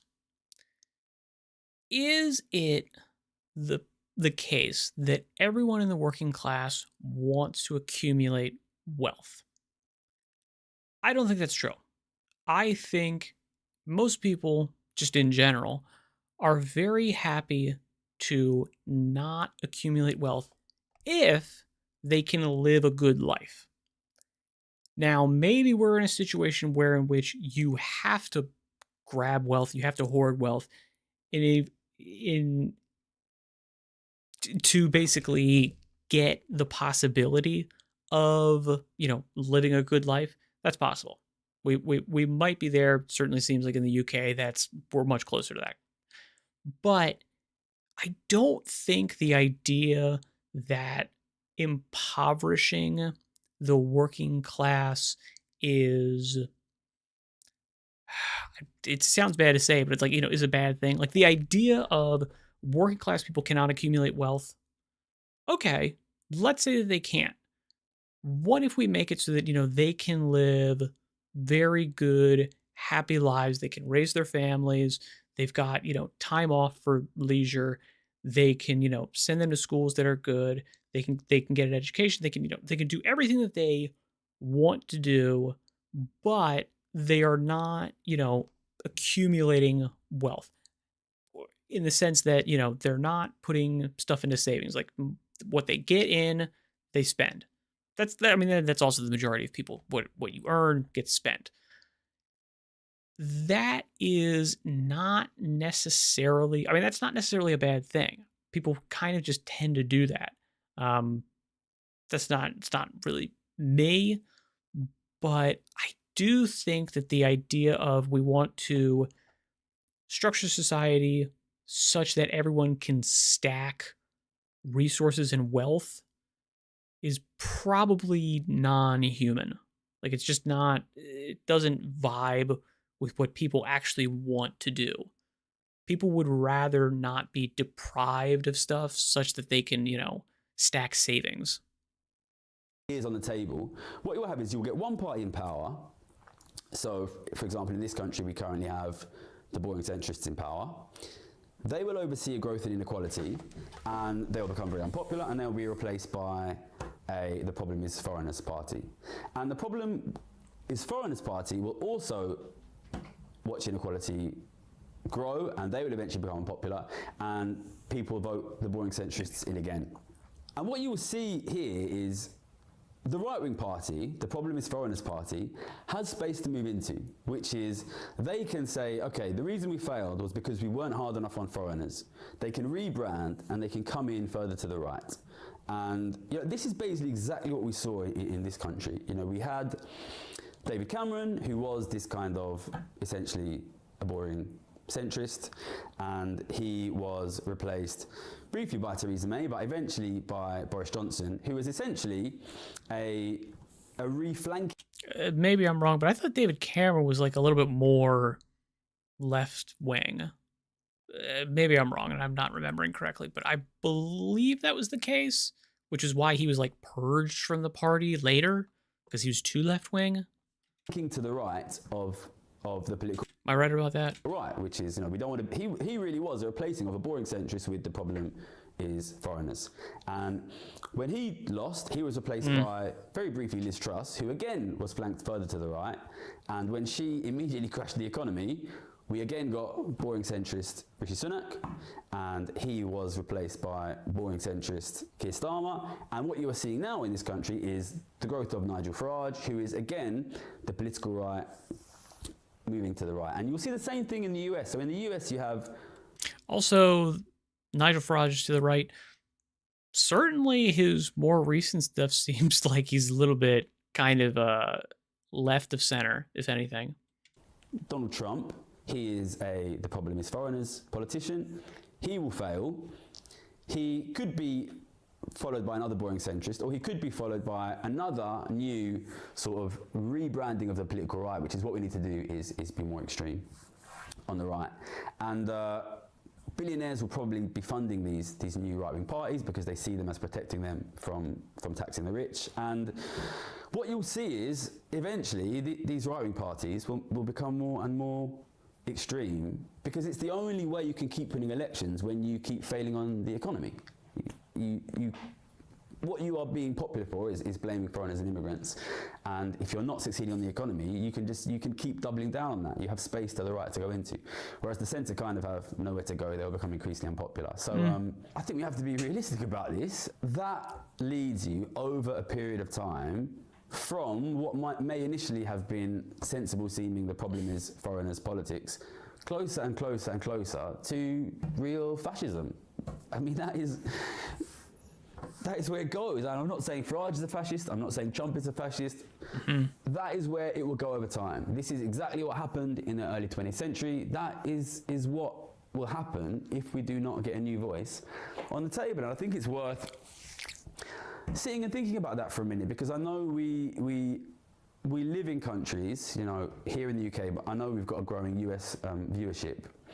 We live in countries where politics is increasingly factional, and people who view themselves as on the left hate people who view themselves as on the right. Yep. People who view themselves as on the right hate people who view themselves as on the left. Less the so, way but this yeah. will go will be I was going to say slow, but it could become increasingly quick, slide into fascism, whilst both of you... Okay, when you say fascism, I don't know, because I feel like fascism, when people say fascism, they mean like a sort of just super right-wing authoritarianism. I would just say that the slide is going to be towards authoritarianism, which is definitely what we're seeing. You know, right or left, we're moving towards government, moving more authoritarian. You know, hey, you've got to get your ID out, dox yourself to use the internet. Okay, is that right-wing authoritarian? I don't care. It's just authoritarianism. Those of you who view yourselves as on the left and those of you who view yourselves as on the right will slide further and further and further into poverty. So I think it's really, really important that you recognise neither of these groups are going to give you what you need, which is your houses back and your ability to be able to have a family. Okay, so this is a fight which I genuinely believe we can win. Not because we are strong, not because we are well funded, but quite simply because we are competing with two political ideologies which are both bankrupting the public, bankrupting 80-90% of the public. And that makes them very weak to a campaign which basically simply reveals the truth of what is happening, which is the reason you are getting poor is because the rich are eating your cake, they are squeezing you out, they are taking your assets, they're driving your family into poverty. The power that we have is, really, we've got two powers. One, we are the only voice which will protect ordinary people from poverty. And two, we have strength in numbers. This is genuinely in the financial interests of the vast majority of people, both on the political left and on the political right. This works for them financially. So I genuinely believe this is a fight we can win. The problem is we're not fighting it. There's just not enough people getting this idea into the public domain. And so then I will have to say, I don't think these people are so stupid that they don't realize this. You know, like if this is happening, I would imagine it would be a felt reality that, you know, you're getting squeezed, you're getting screwed. So then how come there's not a rise of a super progressive left wing, you know, like communist, let's call it, party? But there is the rise of a right wing populist party. Why is that the case? I would say it's because people are seeing more of a blame all foreigners, you know, stand as more reasonable because they're seeing that as a definite reality. And that correlated with their loss of status. That'd be that'd be my guess. Because, I mean, if he is correct that these things are happening, I think there would be an organic grassroots left-wing, you know, left-wing populist movement that I'm just not seeing. I want to talk a little bit about two ideas. One is the Overton window, and the other is message discipline. So the Overton window is an idea in, I guess in politics, that there's a kind of window of ideas which are considered acceptable, sensible, normal, non-extreme at a given point in time. We've got some videos on this channel, maybe I'll link one in the description, talking about why economists don't talk about wealth inequality. The vast majority of economists are rich people who are not being hurt by this, they are benefiting from it, and they do not think inequality is the problem. That means that at the moment, focusing on and centralizing inequality, wealth inequality as the core problem, is not popular with economists, and it's outside the Overton window. This really is the key challenge that we have. And people sometimes ask me, you know, why don't Labour talk to you? Why don't Labour get this idea in their manifesto? Really, it comes down to, very simply, that answer. This is outside the Overton window. The group of people in this country and in most countries across the world who decide what is acceptable, what is sensible, what is wise, is a very small group of rich and posh people. And they've decided that this idea is simply unacceptable. We need to push back on that, but in order to do that, we need message discipline. So this is the second concept I want to introduce. Message discipline is again another political idea. This is the reason why when politicians go on TV, they're always unbelievably, painfully boring, which is that they get told by their political party, if this subject comes up, you have to say this. And when they go on the TV, they're not really thinking, what's my opinion on that? What do I think about that? They're thinking, what has my political party told me to say about this issue?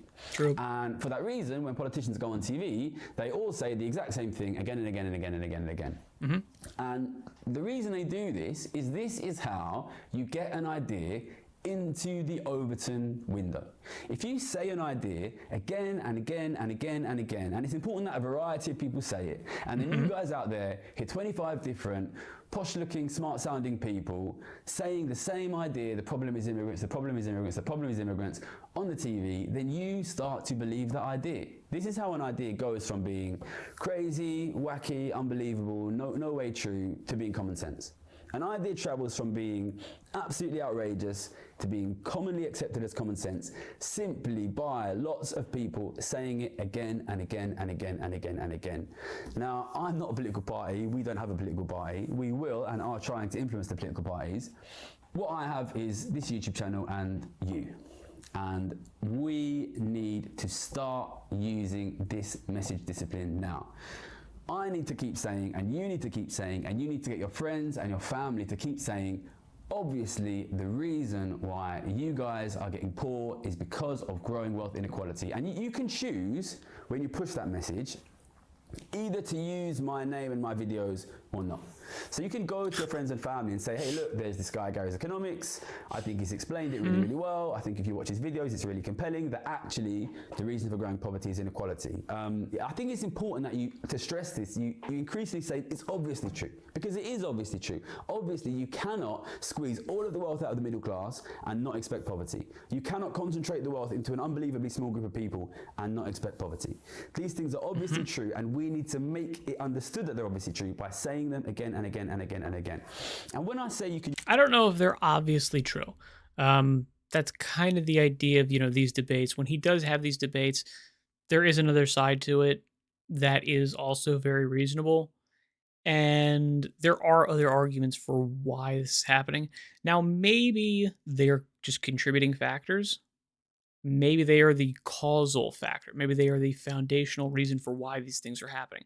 I also do think, again, it rankles me that the idea of, the solution to this doesn't seem to me to be workable in terms of extracting wealth from the rich via taxes that go to the government.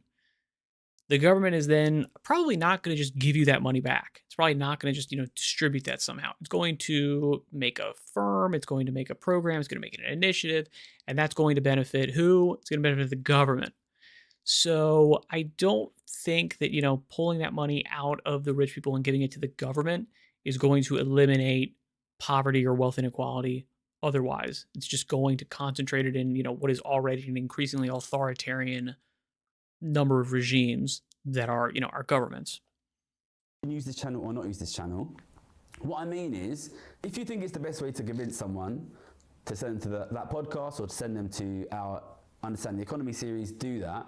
But I think one weakness that we have, one weakness that I have, is that this channel is called GarysEconomics. The logo is like my face and it's become very attached to my personal brand. It's very, very important that these ideas are not 100% attached to these are Gary Stevenson's ideas, because it's easy to take out one guy, basically. I know how this is going to work. If this keeps growing at the rate that it's growing, I will get attacked more and more and more and more and more by the press, by the media, and eventually these guys will land the punch that's going to land and I will probably be gone. And I understand that's how it works. It's important that rather than just saying, go watch GarysEconomics, that you start understanding these ideas yourself and talking about them as your ideas, as ideas that are obviously true, that you understand. It's really, really important that we have a diversity of voices saying this, and that it's not just me, it's not just me. We want a diversity of voices saying this, but we don't want any kind of diversity of thought or ideas, because it's obviously true, and everybody should be saying that it's obviously true. And therefore, if it's obviously true, if somebody says something different, they're obviously wrong. Why are they obviously wrong? Probably because they're obviously stupid. And that brings me to another weakness that we have, which is we need broader buy-in from powerful spaces. So what I mean when I say that is, I decided very consciously to move to a YouTube channel as opposed to writing for The Guardian, for example, because you knew YouTube was a better outlet for your opinions. I felt that it would be meaningful to working class people to see and hear somebody from a working class background speaking about the economy. And I think that is one of the reasons why this channel has been popular. I think that's one of the reasons why the book is popular, because working class people really want to see somebody from the same place as them speaking about the economy. That makes me a powerful communicator to ordinary people, to the working class. But it really, really hurts me when I'm trying to communicate to people in positions of power. That's entirely possible, although again, I will say this is a specific UK thing. The UK really does despise the lower classes. The US doesn't really have that as much, but whenever I hear people from the UK talk about this stuff, they are very aware that, if you've got a lower class, working class accent, you are scum and therefore need to be, shoved off out of the public eye.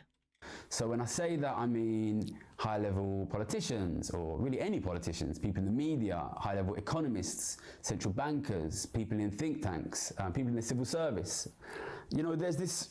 It's a relatively small group of people who control the levers of power, and almost all of them are rich, posh people that come from rich, posh schools, and they don't like me. They don't like the way that I look, they don't like the way that I sound, they don't like the way that I come out of nowhere having made a ton of money and say, you guys are all idiots, you guys are all wrong. And that's very understandable. That's very, very understandable. So we need, and what I need you to do, if you can, is to act as a go-between.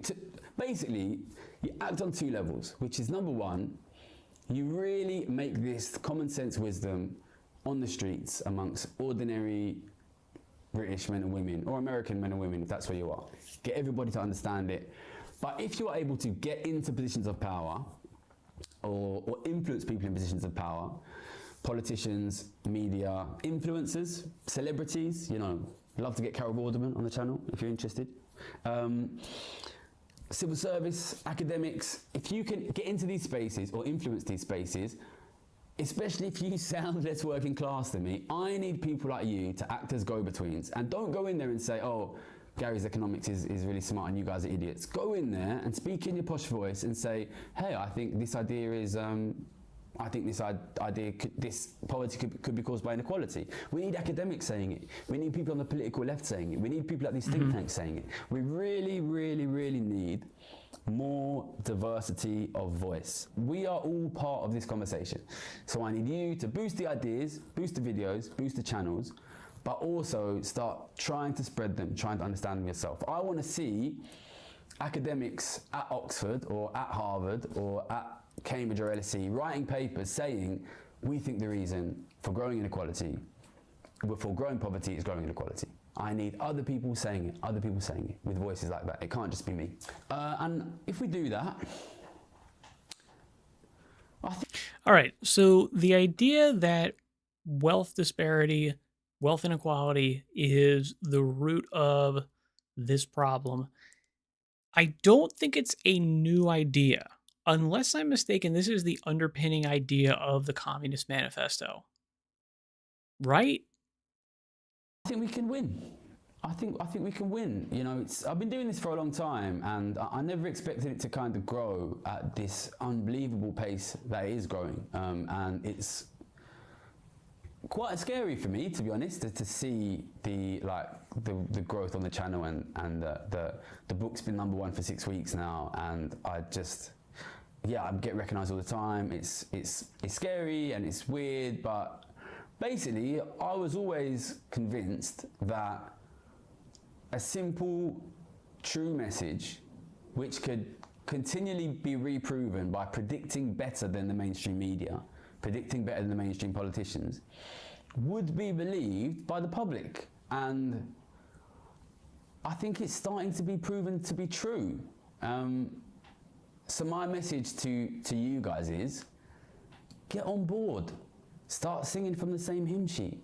Get some message discipline. If you're out there in the political left, ask your political party you're associated with, or your think tank you're in, or the groups you're associated in, why are we not talking about inequality as the cause for poverty? Why are we not saying that? If you're on the political right, if you're a member of the Conservative Party, if you're a Reform voter, ask them, why are they not saying that? This is not a left-right issue. This is a poverty issue. This is going to happen in every country, and it doesn't matter who's in charge. Both Donald Trump and Labour are presiding over increasing inequality. Call into LBC, ask them, why are you not talking about inequality? Inequality is blowing up. Stock markets are at all-time highs. The rich are richer than they've ever been, and your ordinary families can't turn the heating on. Make it common sense. Of course it's inequality. Of course it's inequality. Say it again and again. Share it. Share it with your friends. Share it with your family. Share it with anyone who has any position of power. Call into the call-in shows. Make this the new common sense. And I guess this brings me to the final point, which is a lot of people want concrete actions. They say to me, what can I do, Gary? What can I do? You've freaked me out. You've scared me. Right. What can I do? And I want to finish this video by trying my best to give like a really clear answer to that question of what can you do. The first thing I want you to do is take a big breath in, and a big breath out, and recognize this economic situation is an economic situation that is going to get worse. It is an economic situation that is going to get worse. This situation... Take a big, deep, calming breath in and freak out more because it's only going to get worse. Okay. ...of dislike of immigrants, dislike of foreigners is also a situation that is going to get worse. Both of those things are going to affect different people differently. If you are not the poorest, think about how that's going to affect people poorer than you. If you are not on the sharp end of that anti-immigrant, anti-foreigner hatred, think about how it's going to affect people who are. The reason I say those things is twofold. The first one is, I need you to be ready emotionally for the difficult and divisive times that are coming. Because if you are angry, if you are frightened, if you're scared, I can't do nothing with you. I can't do nothing with you. I want to tell another quick story. So I will have to say, I do agree. If things are bad, you need to be ready for them to get worse. The perfect example of this, from my mind, is the Javier Milei Argentina situation.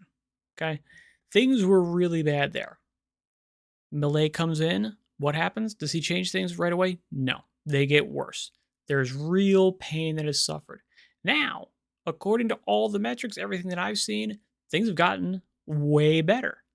But there was a period of real legitimate pain, and people were willing to suffer that pain because they had experienced the bad before, and they could see very clearly why it was the case. It was this sort of, government authoritarian redistribution of wealth that was making things bad systemically. There were a couple of nice bonuses here and there that obviously Milei does away with. So, you're not getting free electricity anymore to certain things. You have to pay for that, which is bad. That hurts. That sucks. But the country gets better. I don't know if Gary's solutions would work. My intuition is no. I think it's going to basically take, if they were to ever to be enacted, you would take money and wealth from the rich people and you're going to concentrate it in the hands of the government. Okay? The government is not really going to give that away because for the same reason that rich people would want to give that away, they're people. If you can get power and wealth and keep it, you're going to do it. And the government is, let's be totally honest here, better at keeping hold of power and resources than rich people are. If rich people could just straight up be taxed by the government, and the government, what is the recourse for the government holding that wealth and that power? Violent revolution is the only way to get them out, right?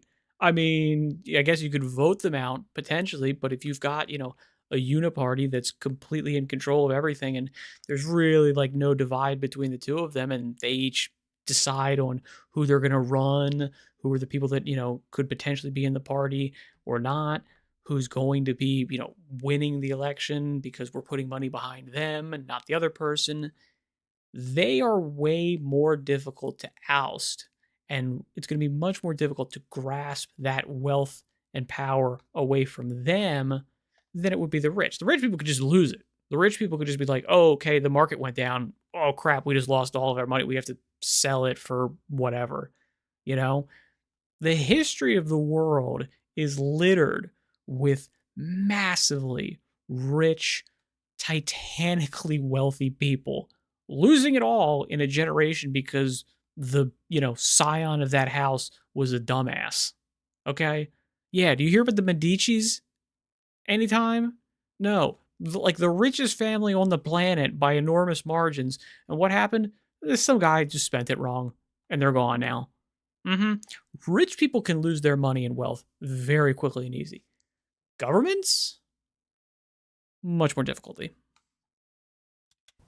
From when I went on Piers Morgan a few weeks ago. So when I went on, Piers was running like quite late, like an hour, maybe like an hour, 20 minutes late, which meant I had to sit in the green room with Dave Rubin and his entourage for an hour and 20 minutes. They're very nice. And while we were in the green room, we could see on a big TV the interviews that Piers Morgan was doing. And I don't watch Piers Morgan's channel normally, but I watched these about an hour of interviews. I think it was 2 interviews before I went on. And I could see what they were doing, right? They have their left-wing head and they have their right-wing head. And both the interviews before mine, they had the left-wing heads were all black and the right-wing heads were all white. And they tried to say things to make that left-wing head angry, to make them lose their temper. When I was on, they wanted to get I think there was a transsexual who they're trying to get her angry about the Olympics or something, just trying to get her to say something outrageous, tried to get her to lose her temper. Then they look to the audience and say, look, this is what those people are like. And what they're trying to do is cause division. They're trying to cause division, they're trying to make you hate each other, they're trying to make you angry, they're trying to make you think those guys out there are your enemy. And when I say that, I'm not just talking to the political right, I'm talking to the political left as well. They want you to hate each other, they want you to be angry. Listen, here in the UK, in the US, all over the world, the working class is multiracial, it's multi-ethnic, it includes men and women, it includes people who own houses, people who don't own houses. If you hate each other, if the men hate the women and the women hate the men and the white people hate the non-white people and the non-white people hate the white people, I can't do nothing with you.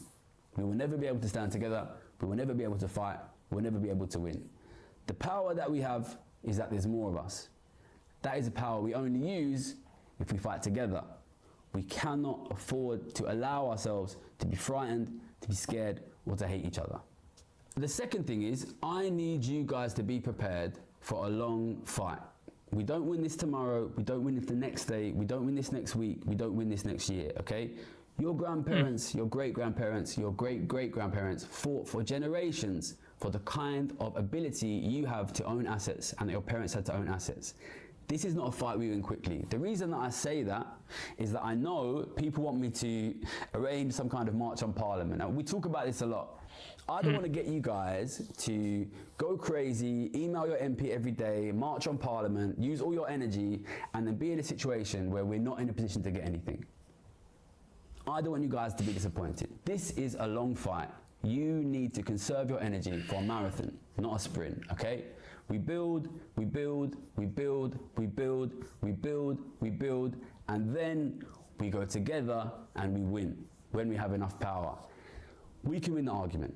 We are fighting against two political ideologies which will definitely drag your family and your kids' families into poverty. They've got nothing to offer you. The argument is there, the argument is simple. We need to get wealth back into the hands of ordinary families. That means taxing working people less and rich people more. Tax wealth, not work. Protect ordinary families. Make it common sense. Tell your friends, tell your families, build the movement. Support other people who are saying the same things. Be that person yourself. All right. I think we got it, but let's finish it up. We need more voices singing off the same hymn sheet. We can win this argument. You win the argument, you get the power, you change the tax system, and then you get your assets back. And that is how we stop the economy from collapsing. Good luck, thank you. Send it to your mum. Send it to your friends, to your family. Good luck. All right. So let's see.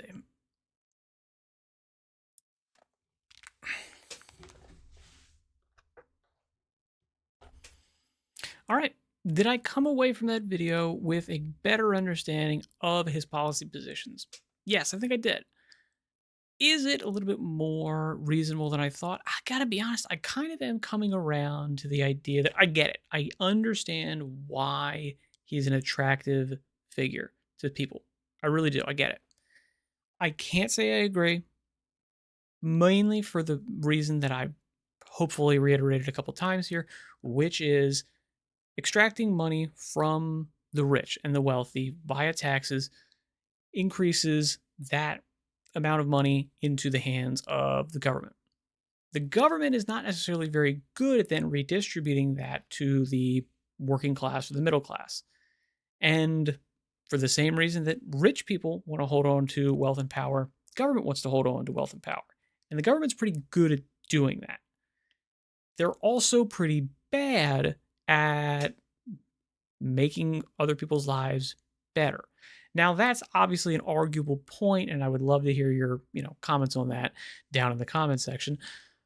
But I mean, I don't know. I'm like, I kind of like the guy, but I can't say that I agree with him. I really don't think so. I've got a little bit of a sense that the main reason he's doing this is for power, is for influence and fame. There's nothing totally wrong with that, but I'm trying to be a little bit more generous and charitable and think, no, that's not the case. He's doing it for a good cause, and it's not purely self-interest. With all that being said, thank you very much for your time and attention. Good luck in all your endeavors. I'll say farewell for now. All right. So that was pretty good. Woof, that took forever. Holy shit. Okay. So from there, we're going to move on to attempting to run Cyberpunk 2077. Oh my god, I'm sweating like a pig here. Ugh, I don't know what it's like where you're at, but it got so insanely humid.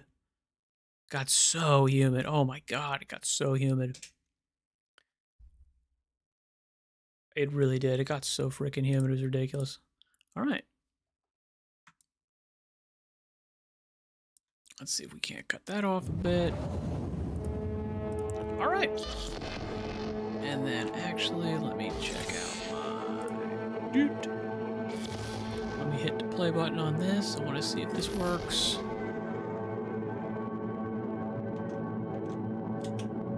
The loading screens on these things are insane.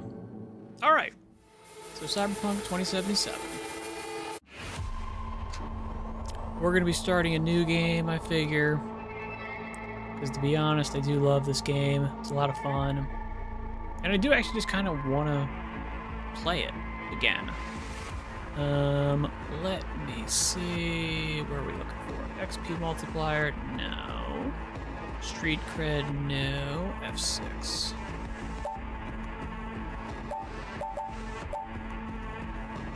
Let's check this out. Alrighty. There we go. That's pretty good. That's way higher than I wanted. But that's fine. New game!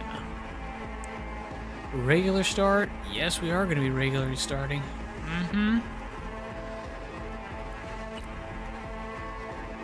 Okie dokie. Normal, hard, perk cyberware. What is this? Oh, well, whatever. We're on normal. I'm a corpo. I'm always a corpo. Few leave the corporate world with their lives. Fewer still with their souls intact. You've been there. You've bent the rules, explored its secrets, and weaponized information. There's no such thing as a fair game, only winners and losers. Let's go for you, and let's pray to God we don't show dong here. Okay. Nope. Okie dokie. Masculine. Let me see if I can get into this guy. This is a little bit better.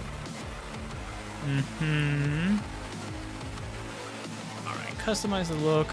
Skin tone. Uh-huh.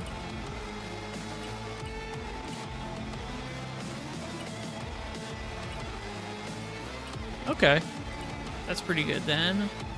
Skin type, hairstyle. Let's check out hairstyle. Uh-huh. No, no, no, nope, nope, nope, nope. Actually, that was okay. That's okay. That one's terrible. Nope, definitely not. No way. No. Nope. Nope. This one? Nah, it's a little too poofy. Too poofy on the sides. I don't understand why they make, like, horrific looking hairstyles so often. You know? I guess they have to do it for other, like, terrible enemies and stuff. Alright, I'm kind of thinking 32. 32 kind of looks like... Ooh, this one's pretty good, too. I don't mind that. What are we thinking? If one jumps out at you, let me know. Okay, 38. Now we're getting into the good ones. Jeez. Some of these are so bad. It's hilarious. I'm trying to remember if I did. Okay, one. Okay, let's think. So I feel like this one. This one. It's nice corporate. I think we were at 38. This one. This one. What do we think? This one's kind of good. I like it. All right, eyes. I'm cool with eyes. Let's check eye color. Look at you. Eyebrow color. I mean. Yup. Okay. Eyelash color. Okay, that's a little ridiculous. I don't think I'm going to go too much further into this stuff. I do want to check out the beard.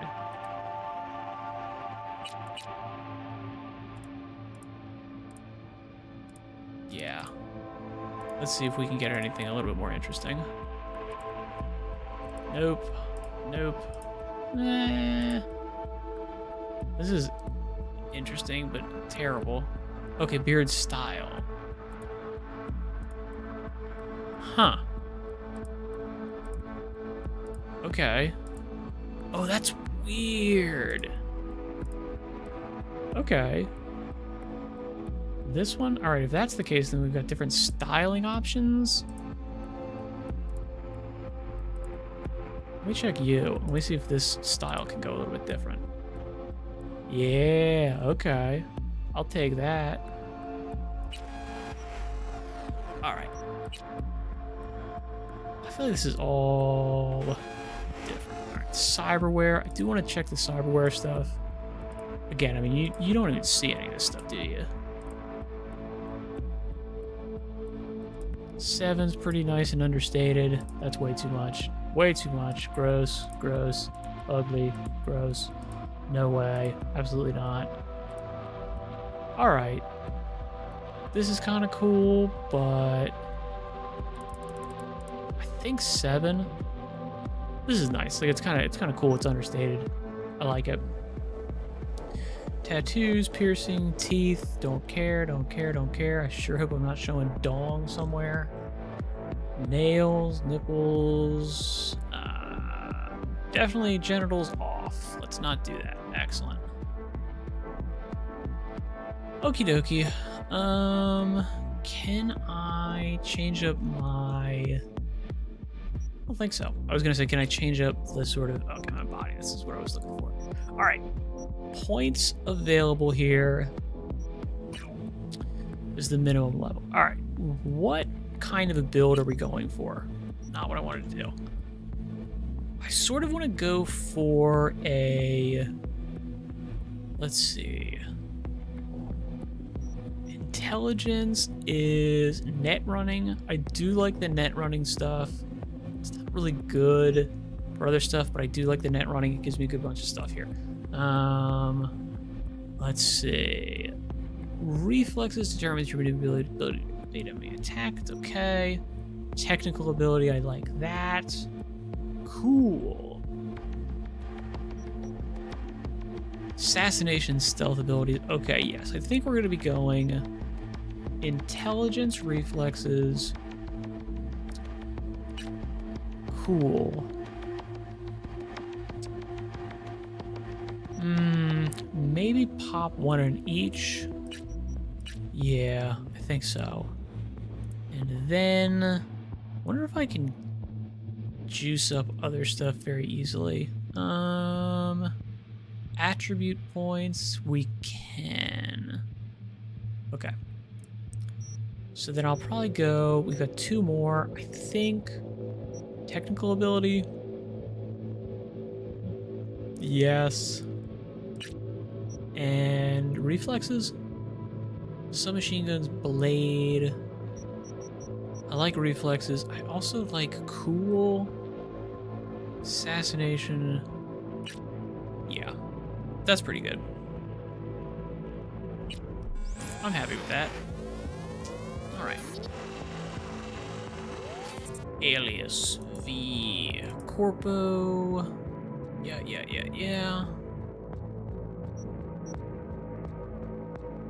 Let me think. If I can go back, can I go -1 on you?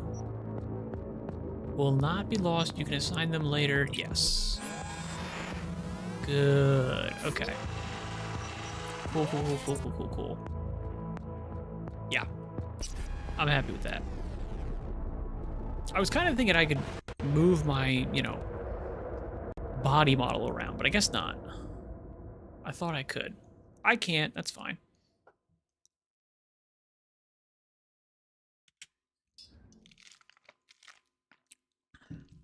Ugh.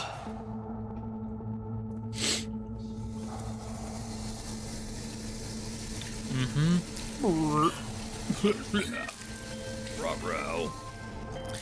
Jackie Wells. What you saying, bud? You there? Hey, bud. Yeah. Yeah. I'm here. You all right? Yeah, bud. Fine. Just needed a breather. Yeah, bud. Sounded like you blew your guts airlock. Yeah. I barfed.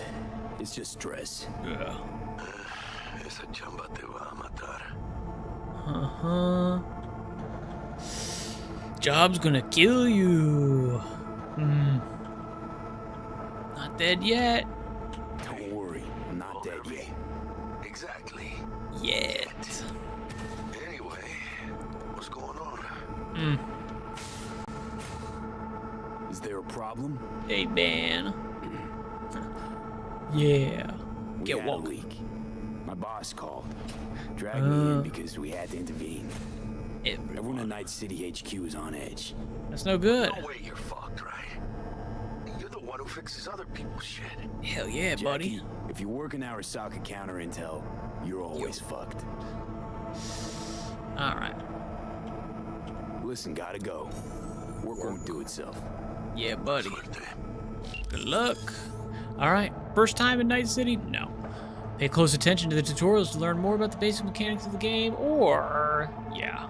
I'm good. I probably will keep them around because it's been a minute since I played, but... Hey, what's going on? You want something? Definitely. What you got? Nothing? Ah. Alright. How well is this playing? It's kind of my main issue. Is this looking, like, terrible? Or is this looking reasonable? I'm not sure. I also want to see... how do I get... no, that's you. How do I open up my menu? I can't open up... can I open up my menu? Here's my menu. Okay. Then I want to check out my... Ooh, okay. More than I wanted, but we'll check it. Character. I've got 10. That's pretty good. Way more than I wanted. Nope. Nope. Is that what I wanted? Okay, here we go. Doink. And then you. Okay. 1, 2, 3, 4, 5. 1, 2, 3, 4, 5. And I think I'm gonna say tech is gonna be my big boy. I'm happy with that. That's just my basic stats, so I think I could actually max those out and be good. I could be wrong though. Let's see what's going on, man. We into prologue? You bet we is. Alrighty. Again, it's been so long since I played this game. I do remember a lot, but I'm just kind of curious how much I forgot. Oh, yeah. I'm pretty sure there is like some extra stuff you can get around here. I'm probably wrong though. Let me know if it's like chugging. It kind of looks like it's chugging to me on my monitor, but I don't know if it is. Let me actually see. From my standpoint, I'm not seeing a bunch of dropped frames. Hey, buddy. Don't touch me. 2071. Arasaka security forces prevent mass riots in San Francisco. Like, is this looking... I don't know. Like, this might be looking terrible to you. Might be looking okay. I don't know. I was able to get it to run pretty good, but I'm not sure. Like, obviously it looks like crap. The Eurasian markets are going wild. I won't Not do to it. mention London, Zurich, Warsaw. Ooh, ooh. It's disintegrating, man. We're all screwed, buddy. Arms transport stalled. Uh-huh. I think we've got some extra stuff around here somewhere if I can find it. But I also feel like there's not anything, because you can't keep anything, can you? Like, am I crazy? You don't keep anything in here. We've got the office shoes. Oh, I guess maybe you do keep these things. I think you do actually keep those, don't you? Yeah. Oh man, we got an elevated heart rate. We're looking bad, dude. Cortisol level elevated. 5 pending notifications. Take a gander at this sexy beast right here. Does look pretty good, you know? Transferring them out of Frankfurt now to emergency centers. Just got the latest report. I heard there's 2 dead. Okay, let me actually start a poll on that. I want to start a poll. Let's see. Is there a bunch of lag?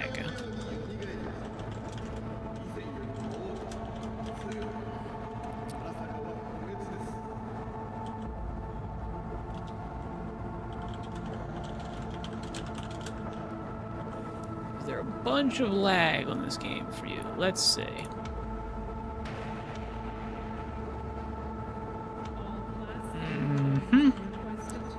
Let's check. Because obviously if there is, I won't play it again. But if not, I mean, I do like this game, and there's a lot to be played on it, you know?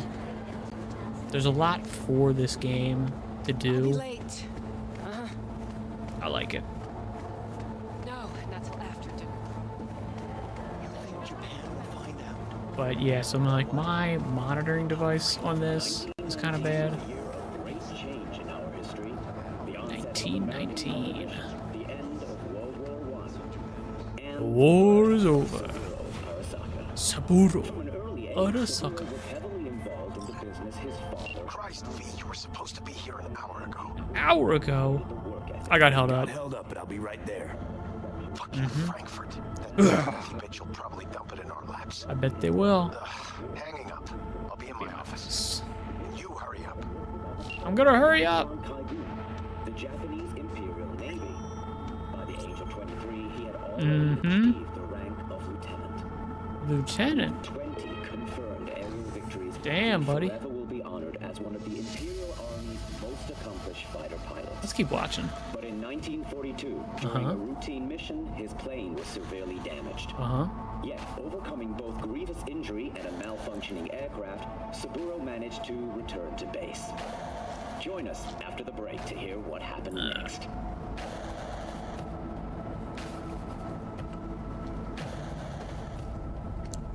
Really good timing. Of ours. Now we're evacuating the rest of our facilities in that part of Europe. What's the status of the three? They're dead. Once everyone else is safe, we'll issue a statement to the media. Oh.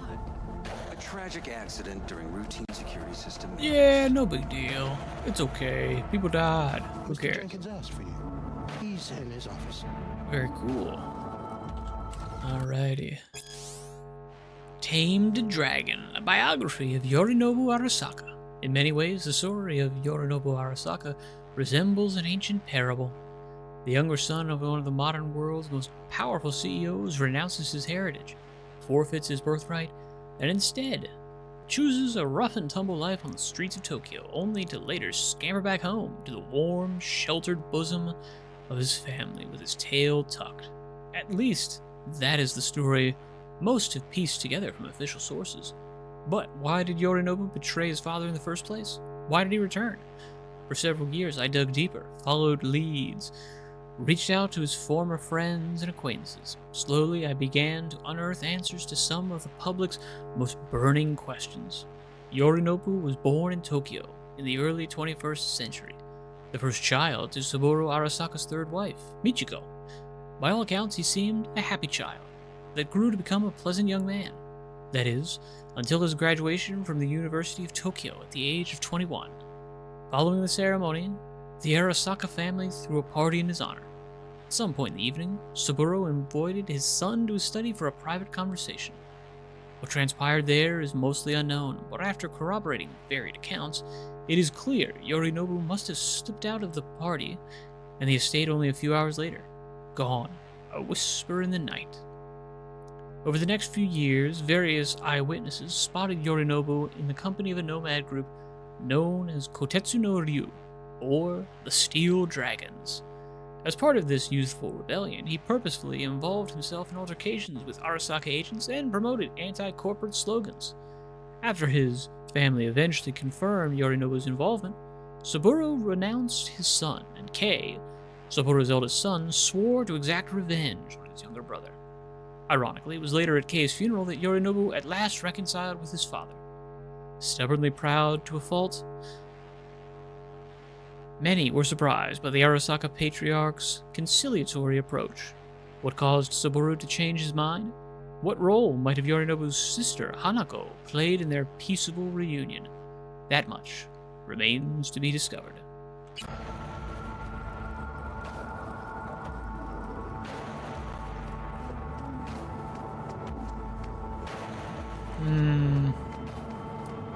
Hey, V. It's been ages. Sure has, buddy. It's me, Frank. I'm entering Icefall. East Coast, remember? Yeah. How you been? I didn't know you were in Night City. How have you been? Pretty good, bro. You know how it is. A week ago, I was still in Cape Town. I heard you're in counter intel. Must have a shit show on your hands right now after Frankfurt. Yeah. Jenkins is your lead, right? Is he what everyone says he is? And what are people saying about Jenkins? What's everyone say about Jenkins? That he's effective, like any psychopath. Not all psychopaths are Apparently, he's gone a effective. little crazier lately. Come on. Hey, he's in a tough spot. I bet he is. The director was supposed to greenlight his promotion when the Japanese arrived. She stabbed him in the back instead. Oif. And you, who do you work under? Yeah, who do you work under? Abernathy. Ooh. She's really good. Came up with the whole Cape Town ploy on her own. Abernathy. The bitch who burned my boss in the promotion to Spec Ops Director. Yeah. You know how it is. Things happen. Yeah, that's true. They do indeed. Tell me about the op in Cape Town. Yeah, tell me about it, bro. Operation Cargo. You know about it? Oh, of course. Arming local conflicts in Africa. I didn't know that was you. Oh, yeah. It was me. We dumped crates full of rifles into the ocean. They had to be pulled out using borrowed fishing boats. Huh. Same old circus, but hey, That's how wars are won. Well, I need to run, buddy. Listen, sorry, in a bit of a rush right now. We'll talk another time, okay? Sure. Good seeing you again. Yeah, buddy. Show is.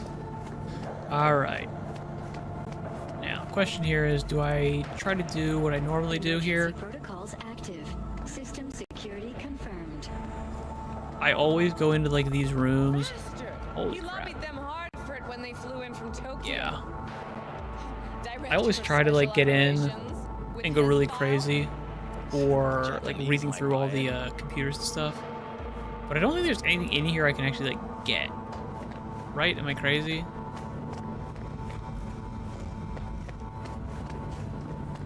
Maybe they close it off. No, I don't think so. There's like, oh, no. It's like you go into like one of these offices. Yeah. You can get into one of them after the fact, I think. Like you go to your office. Don't look, that's him. Right? Am I crazy? It's one of these. Let's see. Yeah, you can get to one of your like offices, and you can get into one of the computers. I think you have to go. You have to meet with Jenkins first. Yeah, because of Frankfurt. Yeah. Wait, get them out now. Just be discreet.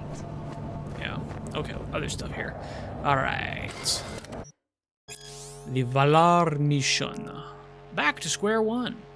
The failure of the Valar mission, which undermines the progress of the Lyserol 3.0 program and our understanding of exoplanet group 972609, may be definitive proof that the current space race is hindering overall space exploration efforts rather than fueling them through noble competition.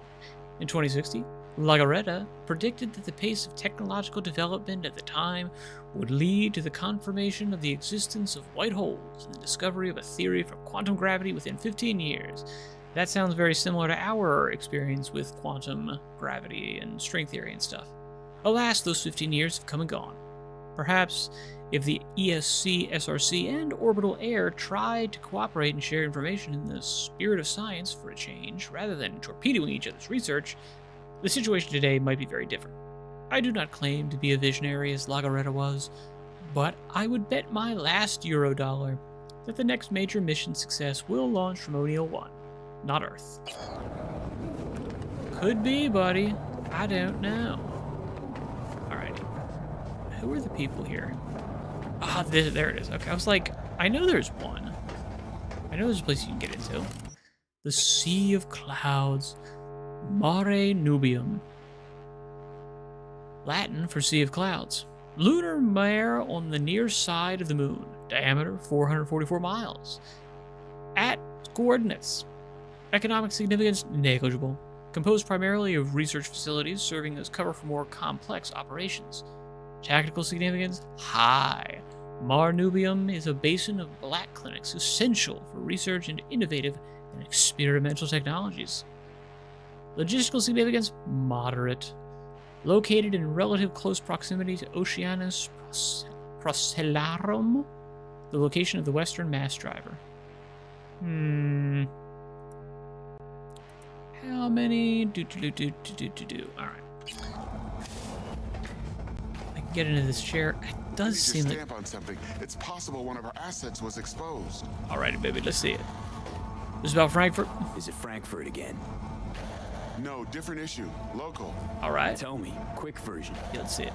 Our agent at Biotechnica suspects they might be onto him. Oh, shit. They recently granted him red security clearance. That's top. He's been fishing for dirt, but it's been slow. Your point. They're clean. Like we run orphanages clean. Bleach server clean. We suspect they flagged him and are feeding him phony data.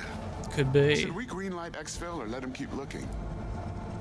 What are the risks? Projected risks? Limited threat to life, not Biotechnica's style. Blackmail's possible, leveraged against false accusations in the media. Okay. The guy has kids. He'd crack. Alright, pull him out then. Pull him out, but calmly. Don't raise any eyebrows. Yeah. Otherwise he'll catch on. Jenkins will be livid. I don't care. Jenkins. I'll handle Jenkins. Slash, I'm gonna get fired. Alrighty, let's check this out though. I'm still really wondering how much of this like stuff is gonna happen. Alright, open drawer, yes. Grab me my stuff. Pick up that card. Hell yeah. Give me my trauma team. Is that what it... Oh, I thought I would keep it. Use cognitive booster? Yeah, okay, sure, why not? Hell yeah. Good stuff, baby. Get me in there. Alright, check my messages. Vacation with the stars. Have you been to Thailand, Morocco, and Alaska more times than you can count? Looking for an adventure that isn't just another tour around Europe? Do you want to see how the world's biggest film and braindance stars relax and party? Do you want to see the stars among the stars? Now you can. The Crystal Palace is offering a once-in-a-lifetime opportunity to book an Earthview apartment along with a cosmically gargantuan selection of vouchers for any of our award-winning restaurants and casino comps to get Lady Luck on your side early. Then don't worry, we do everything to assure your stay is heavenly, but your bill isn't astronomical. Alrighty. Previous week's results. Your biodata indicators are reading abnormally. High levels of cortisol, catecholamine, and adrenaline persist from previous results. Hormone blocker usage is prescribed for only 2 weeks before requiring a baseline reset, but your usage has continued beyond 3 weeks. Recommendation: meet with your trainer to prepare a recovery plan. Alright, the meeting of the Department of Operational Oversight Committee finds as follows regarding Operation Wormy Apple. The operation was executed without following proper procedure, thus putting agents' lives and, more importantly, company reputation in jeopardy. The operation's success is due solely to the fact that Petrochem committed errors, which proved more costly than our own. All personnel involved in planning the operation will be subject to internal audit. We find the death of the Prague contact cause toxin-induced cardiac arrest, a direct result of poor planning. Required action: investigate all stages of operation planning, from reconnaissance to implementation, with the aim of isolating irregularities in procedure and/or judgment. We are pleased to announce the opening of a new space in our Night City headquarters. Our scientists have meticulously curated authentic rainforest flora and fauna in designing our very own experimental sustaining ecosystem. More details coming soon. Any files? No files. We can get on the net. I'm not going to get through the net, I don't think. I could do it, but it's just, like, kind of annoying. You know? Because it doesn't give you anything. Alrighty. It just doesn't give you what you want. You know? It can give you some stuff, but it's just not. It just ends up not being worth it. Let's do check these things. Alright, Night City branch. This guide is intended for all Arasaka agents beginning work in Night City. Please follow the local code of conduct as it may differ from other Arasaka locations. You must possess the latest corporate issue firmware at all times when inside Arasaka Tower. Consider this your primary form of identification. All agents are required to issue scheduled progress reports to the appropriate senior officers. All lead officers are responsible for reporting to the operations manager.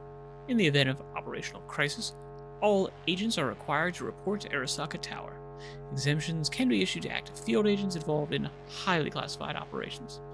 All operational units in Night City fall under the oversight of the Director of Special Operations, Director Abernathy. Abernathy. That bitch. Counterfeit documents? I'll take them. Because I can take them. Konpeki Plaza. What holds more power than a place? An idea. Konpeki Plaza is more than a hotel. It is a space in which reality is curated to even the most refined tastes and sensibilities.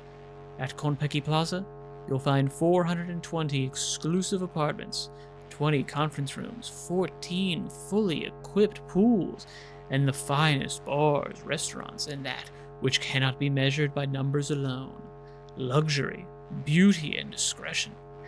Our world-class customer care will fulfill even the deepest needs and desires of our guests, turning your stay in Konpeki Plaza into an unforgettable experience. When it comes to the comfort of our clients, there is no such thing as the impossible. Discover new dimensions of comfort. Enjoy the best Night City has to offer. Alright, anything else? Ooh, I can go in here. Okay, I don't think Let me see if I can get a map. No, I didn't think so. I was wondering. I don't think can I get into here? I don't think I can get into here. No. Access denied. No, I didn't think so. That's fine. That's fine. No big deal. Let's check out the other end. I think we've basically checked out everything, if I'm not mistaken. Sure looks like it. I think we got all the stuff over here. Let's see, where is the other stuff? No, that's it, we're good. Alrighty. Please enter the antechamber. Yep, we're good. Scanning. Authorization granted. You better do. Sure am. Have a seat, V. Be right with you. Uh-huh. We have to handle this voting issue before we lose our bases in the sea of clouds. Man, I can't see like shit. What's the situation? I literally can't see anything. The brightness is so low. Yeah, just as we thought.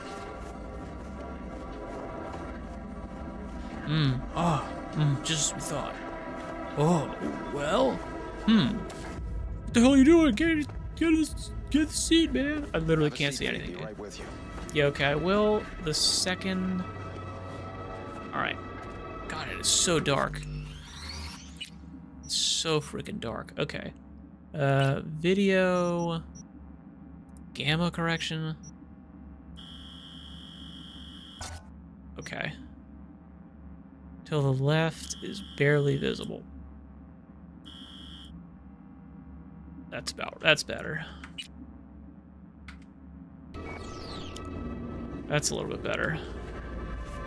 Yeah, still dark, but I can at least see. And obviously this is because I have giant bright lights in my face.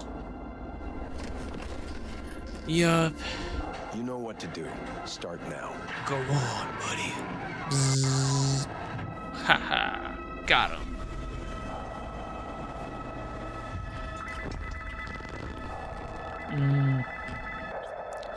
Director Abernathy. Hey. I watched the vote. What the hell was that? A deep clean after the shit Frankfurt dumped on us. As we agreed, I got rid of the problem. Got rid of it, I told you to buddy. resolve the problem, not massacre the European Space Council. Do you understand what the cover-up will cost? It's better than what we We get. lost the license. Now we gained a week. That's a win. Maybe. Path of least resistance always. No nuance. Has you written all This over it. fucking We're not bitch. done talking about this. Oh, yeah. Seems like we are, sweetheart. I hate that bitch. Ah. I always have. It's not the first time she's screwed you. This isn't the first time Abernathy set you up. Yeah. No, not the first. Uh-huh. Smeared me in front of Japanese execs, so she'd be the one promoted to director of Spec Ops. The cunt. Yeah. Now she's holding a gun to my head to make sure I don't try anything. And she won't pull the trigger because she needs me. I do what she doesn't have the guts to do. Yeah, Divide and buddy. conquer.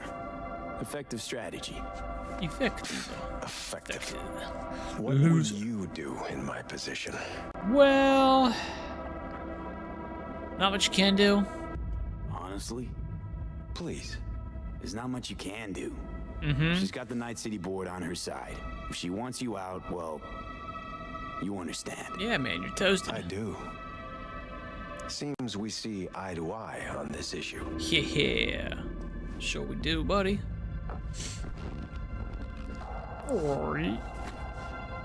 Alright. Take this. Sure. Data shard? A data shard. Proof of my trust. Oh. Come on, take it. Yeah. Can I not take it, buddy? No, it's cool. Slot it. Yeah, put it in What you. I've collected over the past weeks. Ooh. Biometrics, trauma team card, Uh-huh. names of her closest associates, driver, chief of security, lover, lover's husband, everything. Nice. Use it and make sure Abernathy won't be a problem anymore. Said it yourself. She's left me no choice. That's true. If anyone finds out we even talked about this, I'll go down with you. Well, I mean, corporate, That's true. cutthroat. But everyone knows you only made it to where you are thanks to me. Yeah, So it's not like they could ever believe you played no part in it.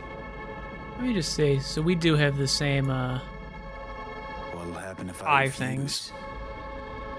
Don't ask stupid questions. Yeah, come on, buddy. This isn't a request, V.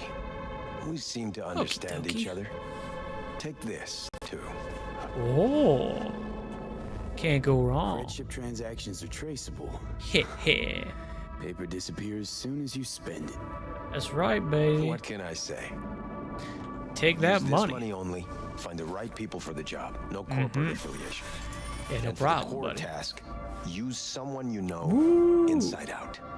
Are we clear? Cash money. Yeah, I think we're clear. I think so, Good. buddy. In that case, Hell yeah. I'll await your report. And good luck with it. Mm-hmm. I have my AV waiting outside. It's yours to use. Oh, that's sweet, And buddy. don't disappoint me. Hell nah. Never. Jenkins, Night City Counter. That being said, I would like to... Hey, we need to talk. An analysis of the legislative procedures for lunar-based licenses. Alrighty. Yes. Now let's see if I can steal anything from him.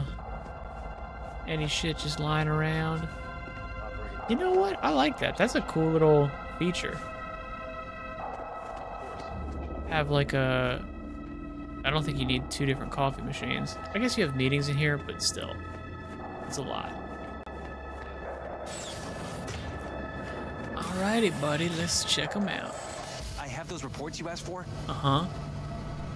Send them I to don't me. have the time. Just send them my way. Yep. Alrighty. You can switch between active job objectives with T. You alive? How's things in the Viper pit?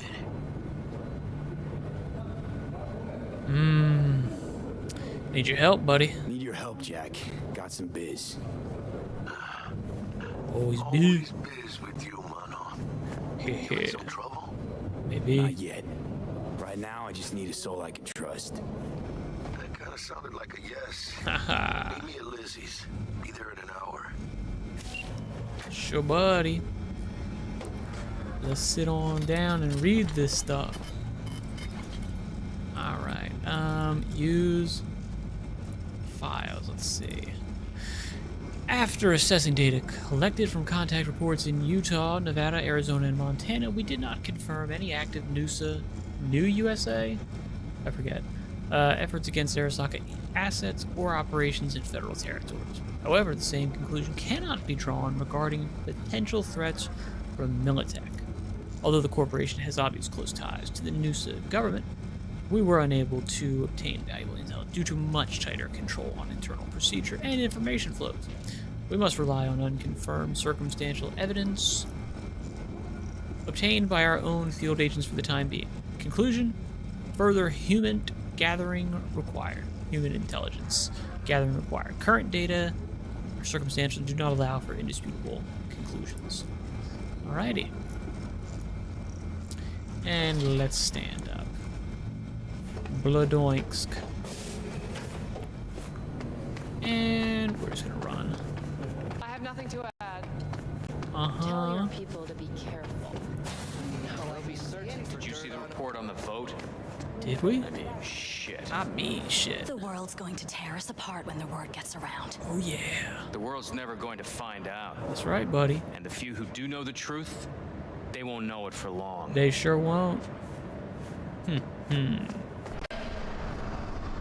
Alright, scan me again, sweetie. Yeah.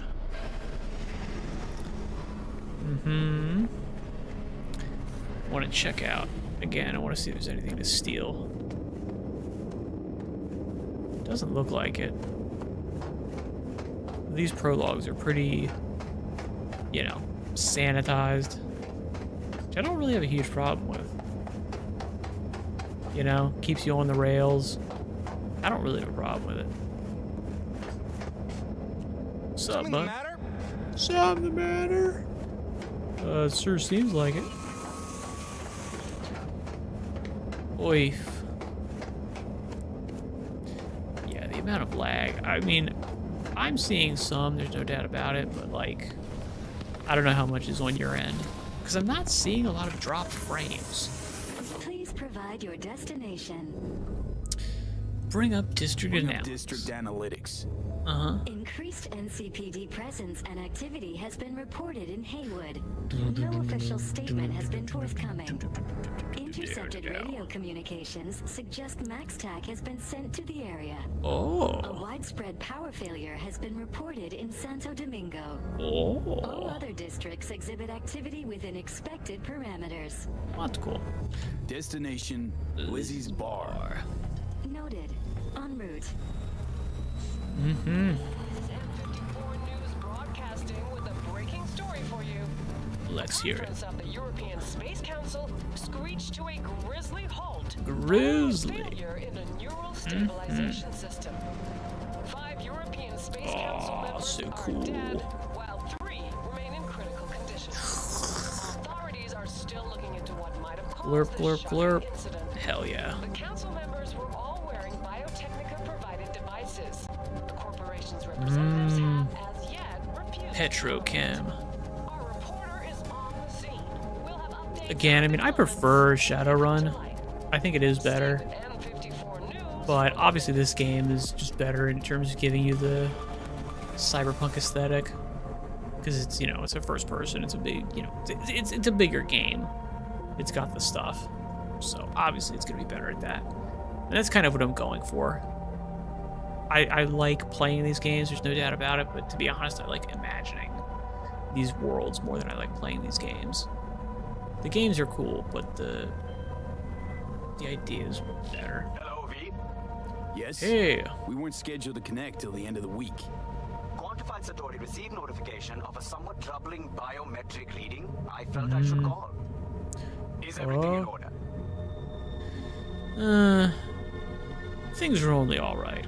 I'm dealing with a temporary nuisance. Nothing you should worry about. Oh. Just think back to our last session. The neuromotor relaxation exercises 3 times a day. They'll soothe and lift your spirit. I know this. Ah, sure, that's cool. Okay. See you later. I'm glad I'm paying this guy. Dude, I know you're paying that guy, and you're paying him like a stupid amount of money. Okay? And he's taking up time from you? Like, what the hell are you doing? Alright? You want to get rid of it, get rid of it. Now, the interesting thing here is I do wonder if this is actually like you're moving through the space of Night City. Because there is a mod where you can, like, fly around. You can put, like, a booster on your car, and you can zip around, which is super insanely cool. No designated landing site has been detected. So I do wonder if that's what's happening here. Or if this is like a pre-rendered As cinematic. close as you can. Fuck procedures. My guess is you're actually moving through it. Landing sequence based on new parameters. Mm-hmm. That'd be my guess, is you are actually like moving through the Night City space, which is why there's, you know, like lag and shit. Otherwise, it seems pretty stupid, you know? Oh. We have arrived at your destination. Hell yeah, we have. Fuck's your problem, Psycho Suit? This look like a landing pad to you? Could have fucking crushed us. Jesus Christ. Damn. Okay, no, hey, we ain't looking for no beef with you. Yeah, looking for no beef with you. Okie dokie. That's cool. I mean, it kind of looks like you were looking for beef, you just weren't ready to, you know, get it. Uh-huh. Hey, why is this happening? Oh, damn. Is he dead? Holy crap, did I kill him? Let me see, if I load game here. Jeez, I feel like I killed him. I don't want to kill him. Confirm. I'm gonna do it again. I hope it does, because I feel like I killed him.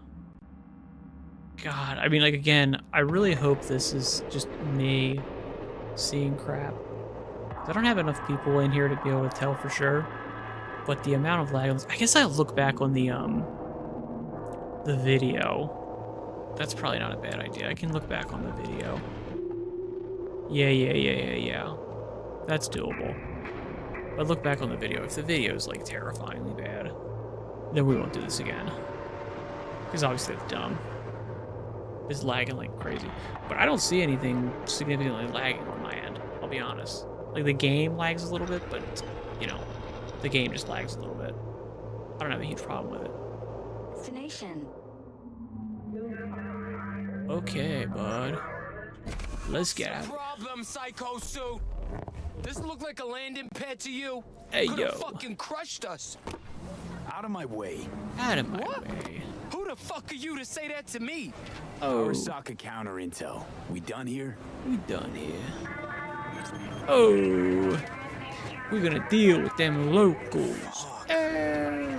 Used to be hard like this. Corpos. Fucking do whatever. Think the world's theirs. Yeah. That's right, baby. The world's mine to do with whatever I want with it, dear God. Alright, the motion blur is making me sick. Let's see if there's other stuff around here. I don't think so. You know? Couldn't use the front door like everyone else? Well, you know. I'm in a hurry. I'm in a hurry, and you're wasting my time. Yeah. Gonna keep an eye on you. You bet. Yeah. Yeah. Welcome to Lizzie's. Yeah. Thanks, bud.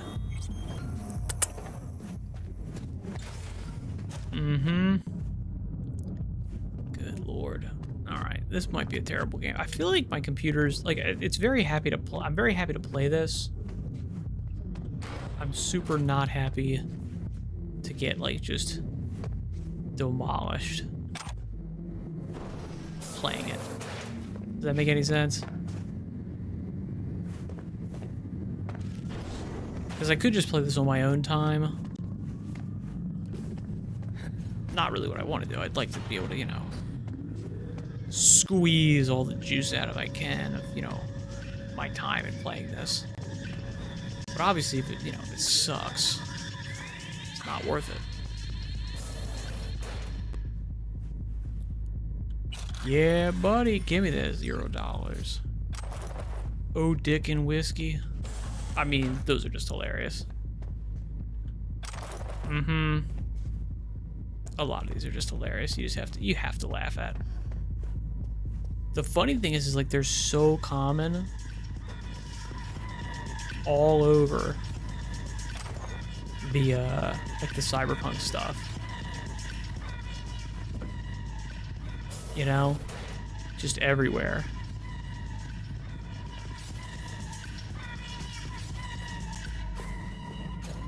Alright, here we go. $. Z, we will read it. Turbo Dracula is a dark, gritty, visceral action game experience where you play as the plasma-thirsty prince of puncture wounds himself, Dracula. He has risen again, this time as a digiclone in a body of chrome. But his appetite for blood hasn't waned one bit. Assisted by the descendants of an ancient bloodline, he wages war against the sinister Helsing Corps, headed by the Demon Brothers Manchester. They aim to take over the world with the help of genetically spliced werewolf zombies. Dracula must face difficult choices such as whether to resurrect his old friend Viago, or to transmutate into his nemesis. A polished real-time combat system and non-linear storyline offer the player deep immersion in single-player, while the multiplayer allows you to team up with your Choombas as they take control of the brooding Varney, or blonde fan-favorite Herbert. Without spoiling any of the endings, yes, multiple endings, I'll leave you with just one thing. Lady Carmilla Ruthven Battery is hands down the most captivating character ever written in the 100-year history of video games. Period. That's pretty cool, dude. Alrighty. We're gonna go back to the OG. Yeah. This is the security. Dee-doo-da-ba-bow. Ding doom down doom doom doom doom dee doom doom doom doom doom doom doom doom doom doom doom. Pick them all up, buddy. Hell yeah. Did I get that? I got it. Alright, we're not going downstairs quite yet. We still got other stuff to check out up here. Most of this stuff is just junk. But we are gonna pick it all up. Because that's what we do. We pick shit up. Stupid. Circus Cola Breeze. Dum dum dum. Dum dum dum. Dee dum dum dum dum dum dum dum down. Alrighty. Now let's hit down. So that's the only way out. Again, it's like pretty good game design. In terms of how they, you know, gate it, how they made you come in a certain place, blah, blah, blah, blah. Okay, am I talking to this guy? Yeah, I got something to say. So busy looking now. When was the last time you fucked anything up? Probably very recently, feel like. Like crazy. Looking for your Joom. Uh-huh. Lee here, tapping his fingers, waiting for you. Oh, I know. I've got the little thing here. I'm off the clock. Is ya? That's cool. Let's see. Anything else around here I can pick up and steal? Yeah, man. Still feeling that dragon tail bite. Don't come here often, do ya? No. It's good to see you, cabron. Ah, that's cool, man. Sit down and tell me what's got your shorts in a knot. Yeah, man. It's good to see you. Come on, too, Jackie. Jack. How you been? I got sparks flying between the Valentino boys and Maelstrom. Oh. Eddie's there for the taking, as long as you don't get flatlined. Yeah. You Kinda. know how it is. Can't complain, but we ain't here to shoot the shit about me. Is we? Dos I wanna hear about sopranos. this problem of yours. I do want to hear about this problem. Jackie, before I start, this stays between us. Por supuesto. I'm serious. This thing, it could ruin me. So could I. You do realize who you're talking to, right? Mm-hmm. The guy who's done this before. You remember what happened in Mexico at the border? People word. I know, you saved my ass. Uh-huh. I've worried about the cartels that gotten out. But it didn't. It did, and this won't either. All right. That's why you came to see dear old Jackie. That's true, buddy. You're Data my shard. chumba. Take it. You're my chumber, man.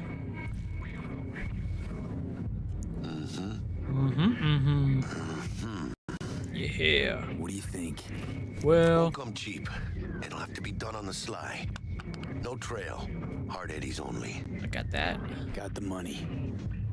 Full crew job for sure. Uh-huh. Techie, maybe two. A runner with a gold-plated brain. And a driver with wheels from hell. Hell yeah. Not to mention a solo. Piece I'm missing. Know what you Well, need from me? My trigger finger to zero this lady? nah, man. I need someone I can Delicate trust. Situation, I know. That's why I need somebody I can trust. Mm-hmm. This ain't no delicate situation, hermano. It's a hit job. Plain and simple. Is it? You know how Arasaka operates. Or Kind of feel like if it's you not. don't. This isn't a professional request I can refuse. I get it. But I can. And I am. And you should too. Totally, dude. Now, what do you say we lick her up and talk life? Gracias, mamita. Well, Double tequila with grenadine and lime. Nothing better for drowning nerves. yeah. To this. To Is this, that a baby. toast? What the hell does that even mean? You Means raise a to this, glass baby. to your mama, your Yeah, right, hermana. To the mamacita you'll meet at the bar. But this doesn't say a damn thing. To this. Do this. Ah, it says some stuff This here and there. job and all the rest of that corpo bullshit. You know what it is? What is it? Un pacto con el diablo. Yeah. Been saying it all along. Mm-hmm. Sold your soul to those Arasaka fuckers. I got some good Today, stuff out of it. They got you to zero somebody. Aw. Tomorrow, they'll get as somebody else to zero you. Think I have a choice, man. Think I have a choice? If I refuse, they take everything and leave me nothing. And we'll let them. They'll also take the fist they got gripping your balls. That's true. I don't know about Unless you, they but I'm pretty take picky your about balls who I with let touch my balls. And Saburo and his matones, oh, they definitely do not make the cut. Do Maybe they? Someday. But for now, I'm still well within their reach. You'll always be within reach. Yeah. Always. Whoa. Hey, You lost. got a problem? V, is that right? You're from headquarters? You're from Arasaka HQ. Mhm. Is there a problem? Are you here about Frankfurt? We're here for you. Oh. Jenkins assigned you a task today. You'll share all the details with us. Who are you again? Name and department again? Didn't quite catch it first time around. How you feeling? Pretty sharp dive, huh? Oh, damn. Your access to company networks is hereby revoked. Oh, shit. In 2 minutes, any company cybernetics in your possession will cease functioning. Ah, damn. Give us the data you received from Jenkins. This will conclude termination procedures. How'd you find out? How the hell did you find out? That is not your concern. The data, now. Yeah, man. It is cool, man. Here it is. It's all yours, bud. Do whatever you want. Information's on the shard. Kind of pussing out a little. Smart choice. Yeah. Zop. We done. Is we? With the formalities, yes. But I think Abernathy would gladly up our fee for ridding her of a piece of rot like you. Stand up. You're coming with us. I don't know about that, buddy. Yes, Bennett. Hey, I man. think you fellas might have forgotten just how far from home you are. Yeah. Not sure this barrio's your style. Ah, Jack. Let alone a healthy option. Queda claro? Is that a threat? Huh? Well, you start shooting, maybe we join in, huh? Before you know it, somebody might die today. Oh, that wouldn't be good. We have what we came for. It'll do for now. Ho ho. Hell yeah.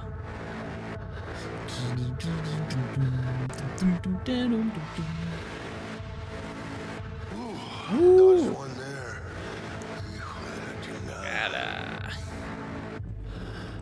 V, how you feel? You all right? Well, my HUD is shit, bro. Like shit. Ugh. My throat's like sandpaper. I'm not sure I can breathe. You can breathe, dude. It's like when my little primito was ditching drugs.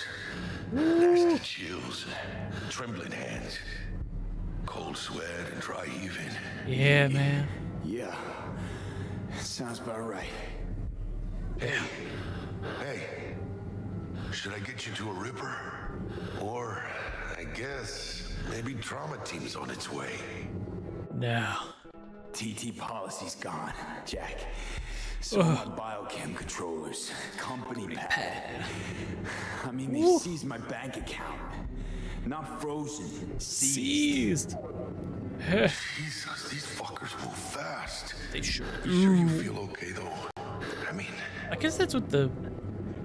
Because, like, it sounds really weird. I guess it's what it is. It's just like it's coming through that, like, you just lost all your cyber stuff and you're kind of going through withdrawal. You still with me? Yeah, man. Give me a minute. Get my shit together. That's why it's all echoey and weird. That'd be that, Jack. Just lost control of my life. Nah, man. Completely. Nah. I'd say you got it back. You Yeah. couldn't say no to them. So they said it to you. This is a turn for the better. You'll see. Besides, you haven't lost everything. Yeah? Still have a friend? About to say I still have a friend? That's sweet. No, dumbass. You still got that wad for the hit job, don't you? I guess that's Probably true. some fat-ass chunk of cha-ching. Just right for a new start. Wow. That's right, I got you fool. right. Buckle up. Hell yeah. Hey, you hearing all right? Nope. Look so hot. V! Oh. Hey, hermano. Your new life, it starts now. Hell yeah. This is I mean, like, I'll be honest, this is like a sick. This is like a sick prologue. This whole thing is sick. Yeah. Ooh, I love this town. Love it like you like your mother who popped you out on the steps of an orphanage once and now stops you to ask if you got a smoke for her. Haha. You got it, bud. Every new day means 100 new arrivals, but only half these consoles survive a year, and that's if it's a good one. Oh yeah. And why do these peeps come to see? Well, to be street samurai like Morgan, Blackhand, and Waylon Boa. The greater the risk, the bigger the bounty, kids. Or so they say. But you can only be a Major League player for so long. The faster you live, the faster you burn out. If you don't get a bullet to the brain first. Ooh. Damn. Oh. Losing that tooth. Doink. Graveyard, buddy. Hell yeah. Matters not where you're Doink. from. Matters not where you start. What matters here is the walk you walk. I love it. In Night City. Dude. The city of dreams. It's sick. It's such a good opening. It really is. Chick we're looking for is somewhere in this building. Okay. Probably crawling with the pendejos that kidnapped her. Half a year Eyes later. and ears open, all right? You got it, Speaking bud. of which, got you a little something. Oh. Tech training shard. In case you need to brush up on your dance moves. Yeah. Down for some target practice in VR? I mean, I will. Militech. Jack, we're talking I classified. will. I probably don't military-grade super shit. need it, but I just don't remember How the you get it? button placements. T-Bug. And our girl made a couple adjustments. Uh-huh. Why? Think she knows better? Nah. Yeah. Said it didn't suit her style. Style. You'll see what I mean. All right, buddy. Sure. Warm Why up the can't hell hurt. That's right. I like playing a game for 2 hours and doing absolutely nothing in it. Right? Hey, yo! Let's begin with basic combat training. Uh-huh. This session will be recorded for subsequent evaluation. Why? Hello? Come on, man. Hey, walk over way here. Designed to reinforce your fundamental combat abilities and Oh, hone right. your reflexes. The skills you gain here will help you survive even All right. excel on the battlefield. Yeah, let's track it. I will train you to be effective with firearms, to use stealth tactics to your advantage, and to hack into enemy networks. Okay. Because at Militech, Militech can't encrypt for shit. Yeah, buddy. But they clearly got drill and jarheads in their blood. Mm-hmm. Now. All right. Station 1, you maggot. Move, move, move. Alrighty. Let's do it. Let's Combat. blast through a tactical target practice program. Get a gun and you shoot little people. warm-up. Bing, bang, boom. Got it. No problem. Doink. All right. Shoot. Shoot. Shoot. Yeah, I didn't think you'd find that too tough. Yup. What do you say we crank it up a notch? Oh, do it, baby.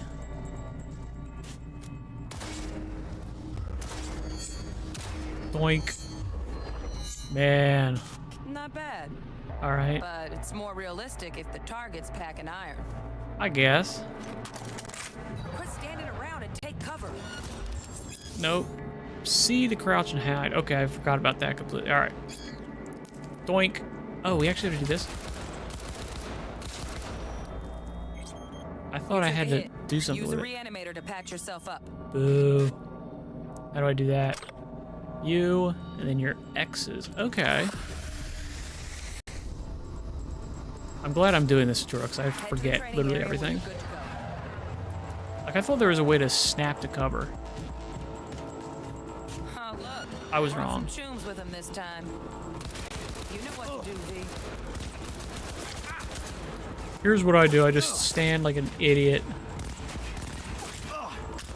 Oh, that's how you do it. Right. Now I remember. Just snapping to cover. Holy shit, I suck. I need an aimbot real quick, man. How do we get this aimbot stuff? Where do I get my aimbot? I need to snap to people. Oh, come on. I missed him. You suck. Get it. Doink. There we go. And then this guy. No, screw it. We're just running. There we go. Dear God. Dream work, V. Stand on the platform and we'll move on. Alright, thank God. Doink. Hacking's the next item on the menu. Might notice I tweaked the course material a bit. The interesting thing about this game is I do find that, like, the hacking stuff, like, it's a huge part of the game, how I play it. But the other side of it is, if you have hacking, unless I'm mistaken, unless I don't remember correctly, you can't use any of the other stuff, like the Sand of Easton. Like, you can't use any of that stuff. It takes up the same slot. And therefore, like, all the super cool Cyberpunk stuff is, like, not there anymore. Alright. Job-related items are highlighted gold. Scan 2 such objects. Yeah. You. And then you. Okay. Dangerous highlighted red. Interactive highlighted blue. Okay. Cool, got it. This training module will teach you how to apply technological work a little hack magic on the screen to distract the guard. Okay. You. And you have to do, what is it again? Okay, you do have to press the F button. It doesn't say. Corpo trash. Style over substance. Good. See. Now take him out quietly. Taking him out, buddy. What is it again? I forget what the... All right, all yours. You. Take him out. R. R is a little bit faster. Never smart to leave behind any trace of your handiwork. Is it? Especially the dead kind. Uh-huh. Now pick up the body and hide it somewhere. Alrighty. You can hide them in certain places. This also kills people. Yeah. You know? You put them in there, they're dead. It's super annoying. Crouch, you move silently. Now try to take him down in one slick move. Slick move, buddy. Kill and hide the body. Bam! Immediate. I usually go, what do I call it? Non-lethal. Have fun. I usually go non-lethal, but obviously, like, you're not supposed to. All right, quick hacking. Let's check you. Camera control. Doink. All right. You and you. Now, detonate the grenade. Detonate the grenade. Hell yeah, buddy. I do like the... Again, like, they made so many really way cooler changes here. Like, the hacking system's cooler. All of these things are so much cooler. Alright, certain devices like computer terminals, network access points can be hacked directly using a special interface called the Breach Protocol. Doing so can unlock new information, benefits, and resources. Yes. This is why I have, like, super high technical stuff. Because this stuff, I use this stuff all the time. It gives you a lot of good stuff. Alright, you must recreate its code sequence by selecting characters. I think I remember how to do this, right? Yeah. Alright, so 5555, BD 55. Nope. What the hell? Do you have to do it? Select, oh, I see. 55, 55, BD, 55. I see. Alright, program is now successfully uploaded. If you don't succeed, try again after time. No penalties for failing. That's nice. Doink. See? Just needed to shut your brain down and follow orders. In true Militech fashion. Hell yeah, buddy. Under my wise command, you're a real champ. Take your spot on the pup. I will. Shabby. Militech's algorithms put you on a decent run. Does it? Got additional modules if you want to hone any other skills. Yeah, we'll do it. Finish up, Delta out now. Nah, we're good. The street's not going to give you any hints or second chances. I remember some of these things are good, but alright. Required tutorial completed. And the stealth stuff, I think this one's like actually, I've like screwed this one up a couple times, I think. Right. So first, let's shape up those stealth skills. Which I will be using mostly, because I'm a fan of stealth. It feels like how these games are supposed to be played. You know? Alright, and aim at a target with your optional sideware. Then press... Oh, there it is. Got it now. Okay, unaware of your presence will continue the routine. Pay attention. Users should learn to sneak around them. Can do, will do. How do I get in here? There we go.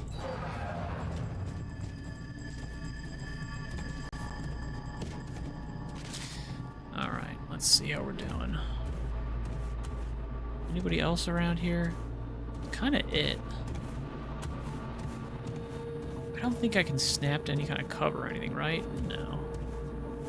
That's fine, it's no big deal. This guy's looking over here at me. Enter the training area. Is this where I'm supposed to go? Can I move around anywhere else? No. Okay, so I do supposed to.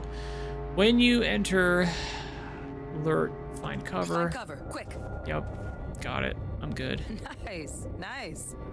Now, move slowly towards the exit. Stay out of sight. You bet.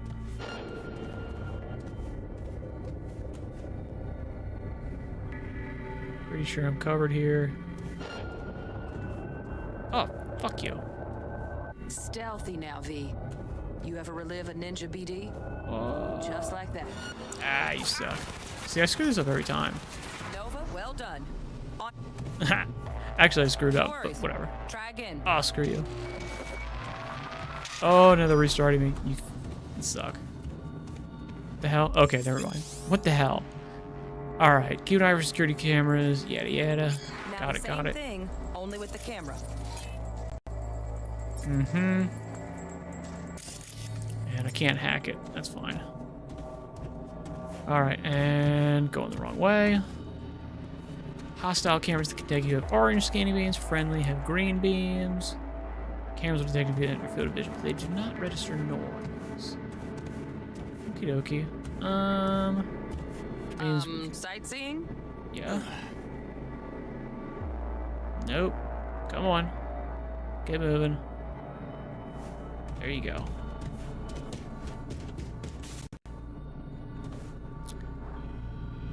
These are not helpful. Am I crazy? There it is. I'm using Minimap, basically, the whole time for this. Nice work today. Just stand on the platform to exit the sim. Super great. I definitely screwed it up. Some advanced combat techniques as for obvious. dessert. Then we wrap this party up. Let's do it. Advanced combat. In close quarter combat. Quick and dirty. Don't promise me a good time. Yup. Fast attacks. Doink doink. Doink. And fast attack combo. Press X while the previous fast attack is being executed. Okay, that worked. And then we're charging with this. Okay.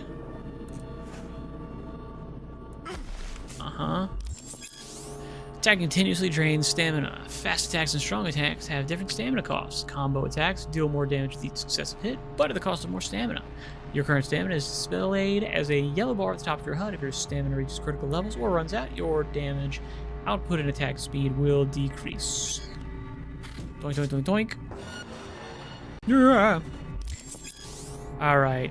Blocking stance. How will they affect things him? up from easy to normal. This next fool can block your attacks. Doink, doink, doink. Alrighty. And fast attacks will not damage. Strong attacks. Doink. Okay, that works. Timing's not great. And block. Doink. Doink. There we go. Alright, while you're hitting with blocking, attack will consume part of your stamina. Stamina drops to 0. Blocking stance will break. Alright. There we go. Did I just parry? Alright, you're strong. Enemy's strong attacks can break your blocking stance the same way you're strong. Yeah. Alrighty. There we go. Doink. Fantastic.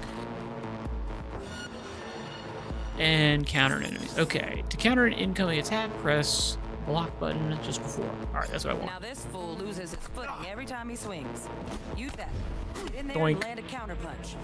Good. Oh, fuck you. Got him. Alright. Dodge with control. Oof. This one sucks just because of the I like that. V, left control. see this fool punch in air next. Don't let him land anything. Okay. I hate the dodge mechanic in this game. Alright, use all the techniques you've learned so far to defeat the enemy. You've done well in mastering the way of the fool, young apprentice. Can teach you no more. Doink. Let's move on to melee weapons. Hell yeah. Grab a sword. Get him. Bling. And we'll do the same deal.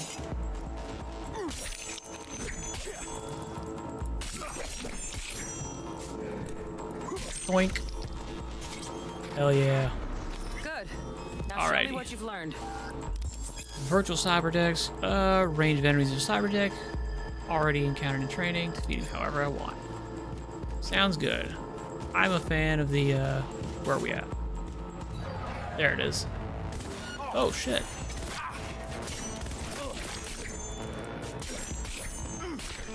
Yeah, to be honest.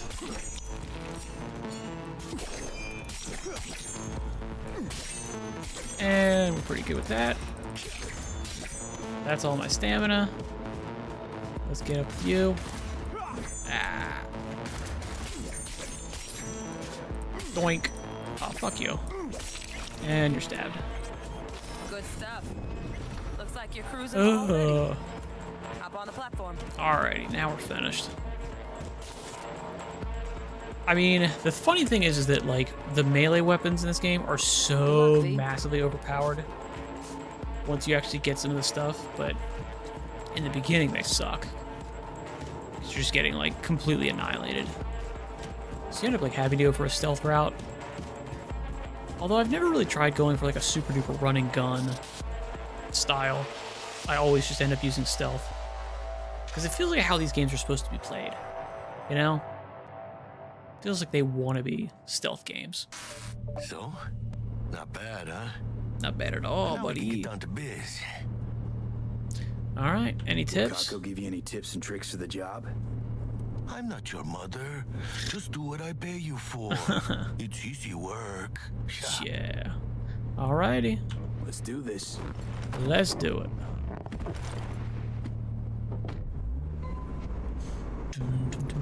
Elevator, this way.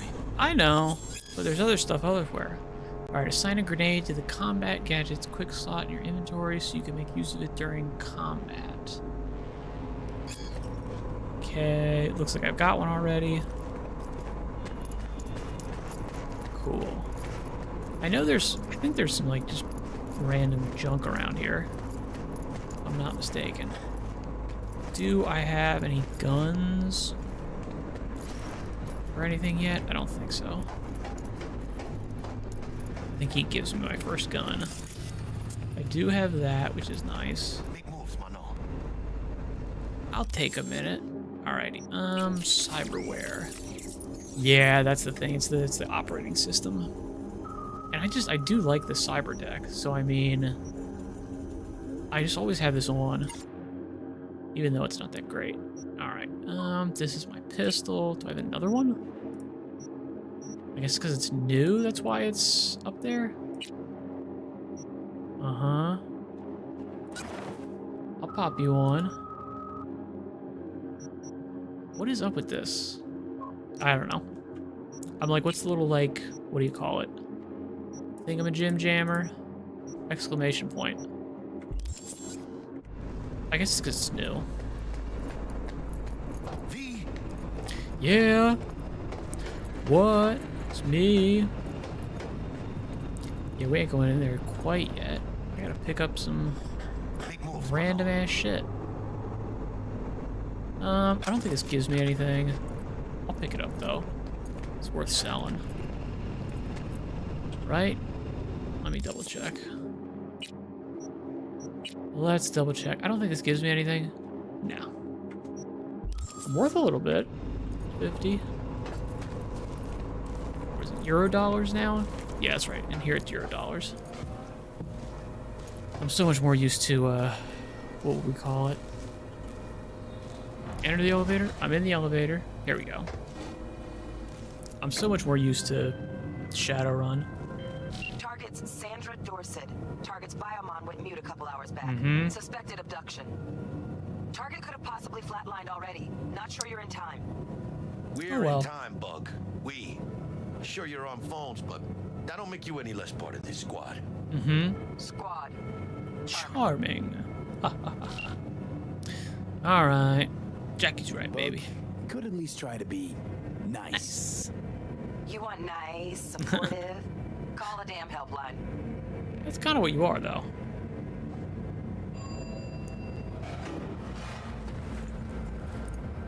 Follow Jackie. Can do, will do. Of course, we will also be exploring the whole area, even though there's nothing here. Because we can't help ourselves. I got it. Target should be inside, but I got 0 eyes on her biomon. Nothing? Fingers crossed it's not too late. Oh, I hate this life or death shit. Hurry. Go on, baby. Get inside. Try hacking the door. Think you can trip it on your own, V? Yeah, I can trip it on my own. Of course, I'm gonna go down this hallway first. Because there might be some sweet, sweet junk that I could sell. There's not, apparently, but, you know. Alright, come on, maybe. Maybe. No, nothing. Oh, well. Alright, here we go. Open. Low profile. Hell yeah, buddy. I'm all about low profile. It's my damn way to go. Alright, tapping, tab. Ooh, okay. I'm glad I have the tutorial stuff on. Because I would have forgotten that tab highlights stuff. I'm coming. Hold your freaking horses, man.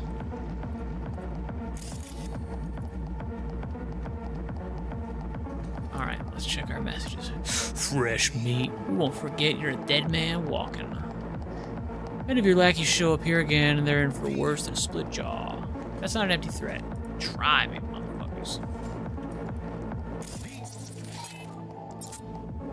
Yeah, I'm coming, bud. Jackie Wells, bud. Are we fucking late? Is that her? Is that our target, V? No. That is not her. Protected under Echelon 2 corporal immunity. Our girl's top shelf. This one's packing black market Zetatech repros. Typical back alley fix-ups. Not our lucky gal. Let's keep looking.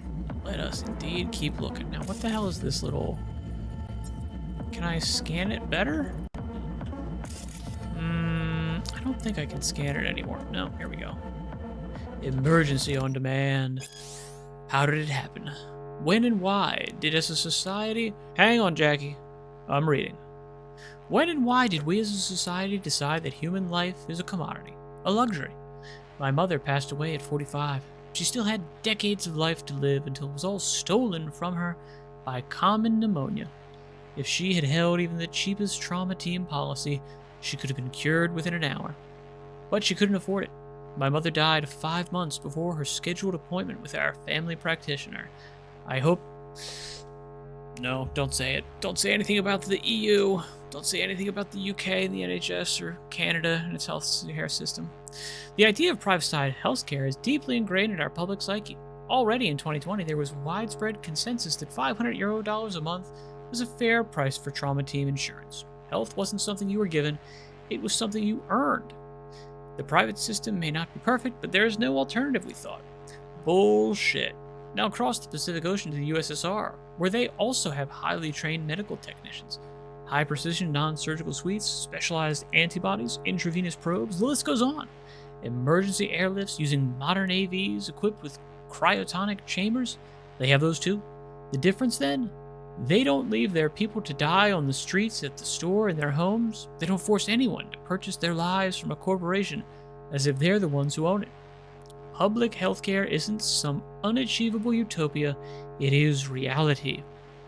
Trauma Team, on the other hand, treats its policyholders as both potential patients to be treated and potential products to be bought. They save lives only because there is profit in it. A saved lives is a returning customer. Client death can also bring in fiscal gains in the form of organ and implant resale, though of course in regulated smaller sums. An emergency care provider can't afford to give its managers reasons to deliberately kill off its clientele base for short-term windfalls. Surely, you ask, these medical professionals are also guided by their Hippocratic oaths? Please. Ha ha ha. Okay. I'm really trying to... Nah, I don't know. Can I... Is there like a scan? Ah, okay. That kind of worked. I'm moving, manos. Opening my door. Stop flagging me with a gun, dude. I'm gonna drop him quiet, B. Woo! Vamonosos. Doink. Kill and hide the body. Hell yeah. Little oink. Okay. Now, did I get all my stuff from him? I think you do automatically loot. Many people believe we live in a time when impossible has become an obsolete term. Ripper docs can replace nearly any part of the human body with artificial implants, from your big toe to portions of the nervous system. My year in Trauma Team, however, taught me that the impossible is still very much possible. Even now, as we enter the twilight of the 21st century, we as medical professionals have not been able to eliminate all of the side effects that come from incorporating cybernetic elements into our bodies. Of course, everyone is familiar with the mental disorder most commonly referred to as cyberpsychosis, but it doesn't end there. Although advances in medical science for the greater part of a century have reduced its incidence to a minimum, cyberware rejection can still occur in a small subset of the population. These unlucky few can experience a range of complications, but the following are the most prevalent. Immune response. The body rejects the implant, and causing scar tissue to continue growing to the point that it causes pain and inflammation of surrounding tissue, as well as possible interference with the tech's electrical circuits. Psychological effects. Neurological implants have the potential to cause unpredictable change in the brain. Possible side effects include depression, apathy, hallucination, and sudden increases in addictive behaviors, such as gambling. Implant overdependence. Long-term use of certain synthetic body part replacements can change the brain's chemistry to make it accustomed to a particular type of implant. There are reported cases of permanent blindness after patients attempted to replace their Kiroshi optical implants with different models. In the face of these known risks, what should our outlook be as consumers and medical professionals? To deny ourselves cybernetic enhancements on the 0.5% chance we could lose our vision forever? Or gamble away our life savings at the casino? The clear answer is no. Cyberware technology has elevated human biology to the point where these what-if arguments serve against our best interests. The best advice I can offer for minimizing your risk is to read the technomedical profiles for all cyberware you intend to purchase before you install it. Alrighty. That's a corpse. This is a door.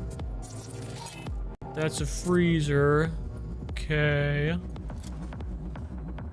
Go ahead and grab all of that stuff.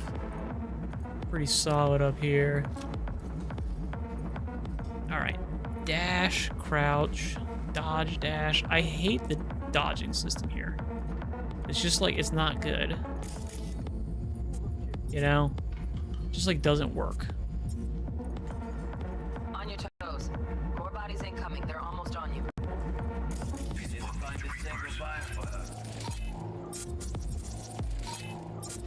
Uh-huh. Hang on.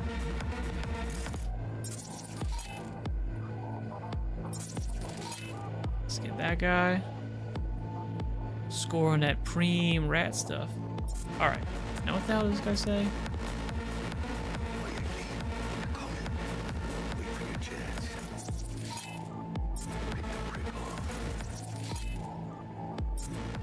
Who?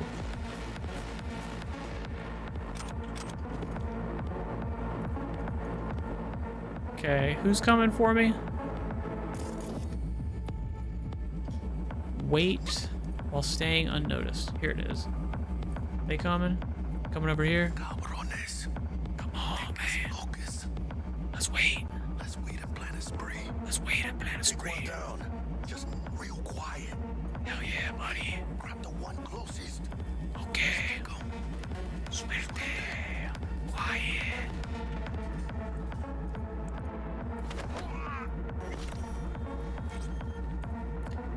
Jackie, did you get the other guy? You got him, right, bud? Cool, cool. Limp meat. Probably not the last of them. Move on, move up. Right behind you, V. Alright. That's cool. We're just, you know, no, hang on, we got you. I see you. I see you, bud.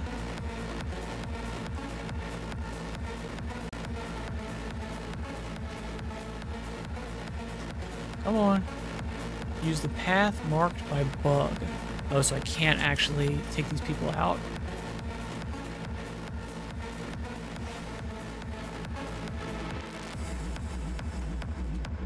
Okay. Where are these people at? That's cool. Alright. Use the path marked by bug. I'll take it, dude. I'll do it. Defeat the scavenger leader. Nope, not yet.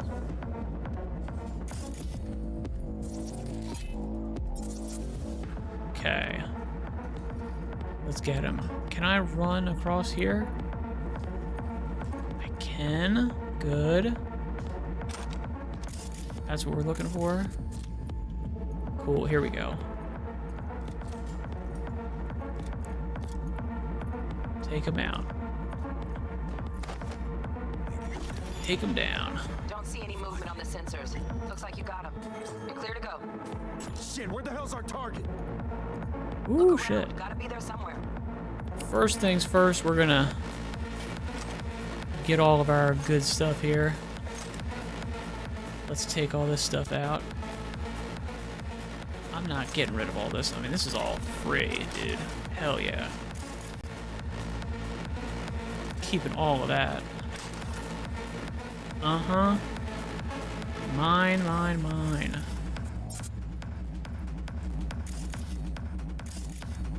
Anything else? I think I got it all. Looks like I got it all.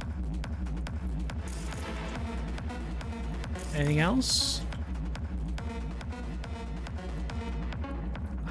Nope, this guy. Pain editor and mortality rates. The implant, widely known as the pain editor, is cyberware that reduces or even entirely eliminates pain. It has enjoyed unwavering popularity for years among certain circles in Night City, the most devoted and arguably most valuable of which is mercenaries. It is using this test group that Zetatech conducted the following research. The pain editor is a neural coprocessor that inhibits the signals sent from nociceptors to the parietal lobe of the brain, thus preventing feelings of pain in the user. Note some models also reduce symptoms of fatigue. The beneficial effects caused by the pain editor are in some ways similar to the symptoms of hypoesthesia, including greater resistance to physical forms of torture and the ability to ignore pain from severe wounds, which can allow the user to continue to perform beyond normal human limitations for a brief period.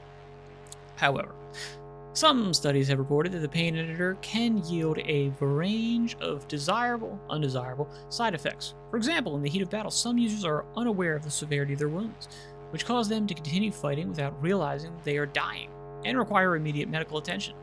The statistics support the theory that a lack of negative reinforcement may cause users to continue fighting when the rational strategy would be to retreat, and escape death. Since 2020, the mortality rate of pain editor owners is above 60%. In this report, I address the question of how to better protect Zetatech clients from avoidable death while using our pain editors. That's cool, dude. Let's check this out. Here we go. What do we got here in our messages? Pay up, or your head will explode. I'm a voodoo boy, man. No, they're like Jamaican. Hey, man, I'm a voodoo boy. Probably heard of us. Remember last time you hit the net? Yeah, me too. I don't know why he's going Austrian there. Alright. Anyway, I hack your coprocessor install. A little surprise for you. I think $1,000 €. I'm gonna blow it up, buddy. Huge saving on discounted secondhand cyberware. Don't miss out. Plastic skin, pink.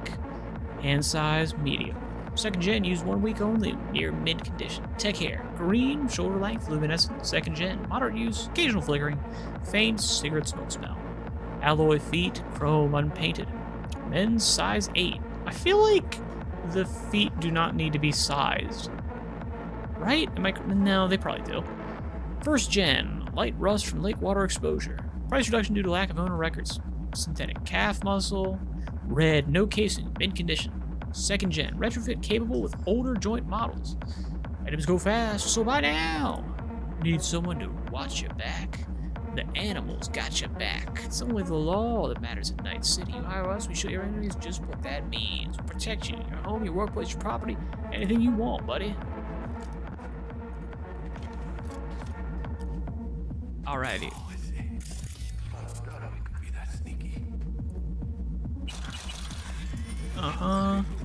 Again, just get all of my stuff. Here we go. To the day the tower fell.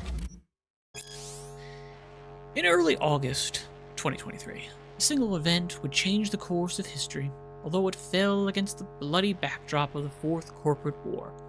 The global media still fed on the story for weeks. And could you blame them? A group of terrorists detonated a nuclear bomb, blowing Arasaka Tower to pieces. The terrorists, warning coming too late.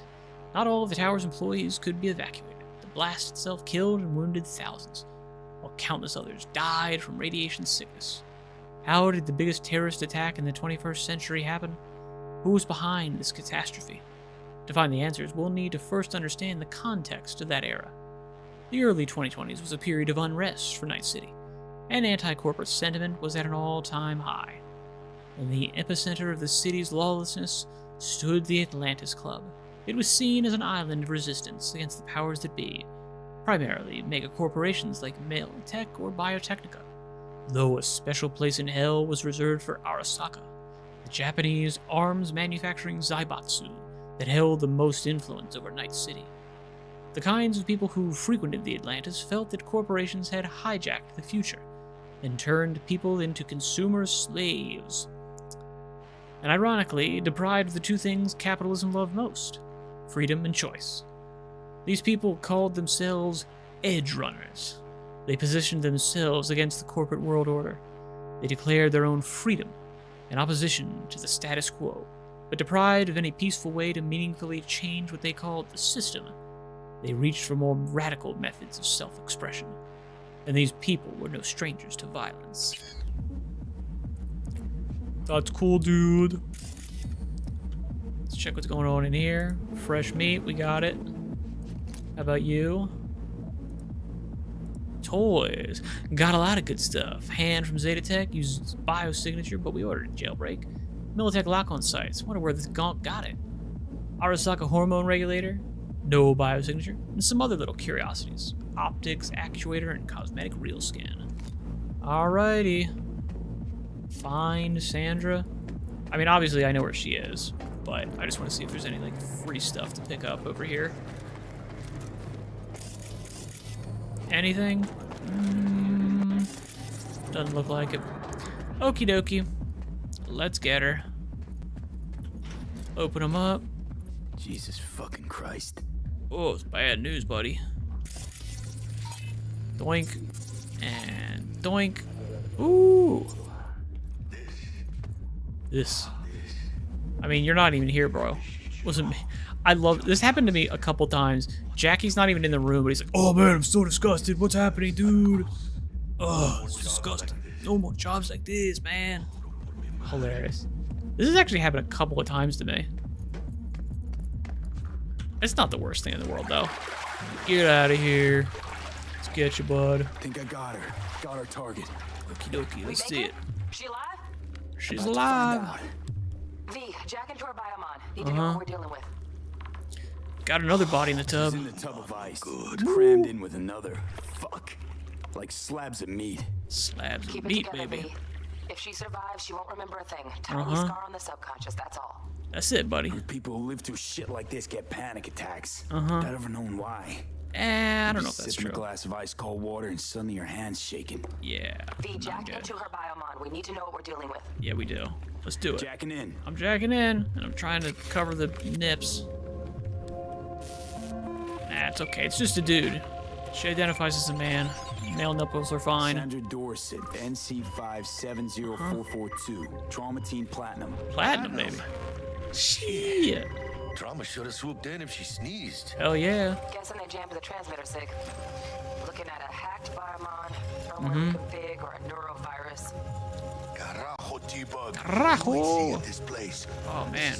Tubs, ice, hooks, It ain't good, man. creepers. Some bad stuff, man. Scott Muncher's hack, huh? Uh-huh. Got an idea. Check her neural cord. Find a shard. Yeah. Pull it. That'll be what's muting the biomon. Is it Is that safe, even dude? Safe? Can't we just get her out of here? Nah, man. We found her still breathing. Can't lose her. We need that biomon working, checking for hemorrhages, whatever. Find that shard and yank it. Yanking the shard, baby. We got it. Found the shard. Removing now. Check the biomon. Anything change? Okay. Sandra. If you are conscious, assume recovery position now.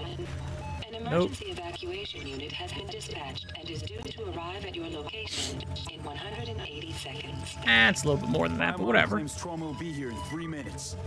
Your premium plan will cover 90% of the projected costs of your rescue and Hey, that sounds pretty good.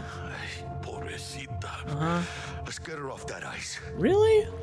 Cover me up, bud. Sharp. Not done yet. Don't know who's out there. Hell yeah. Locked and ready, hermano. Do your thing. I'm doing it, bud. Burp. Oh, fuck. Good lord. She's flatlining. V, need to know what's going on. Air hypo. Jackie, air hypo. Fuck, this is bad. Hey, catch, vato! Come on, baby. Ugh.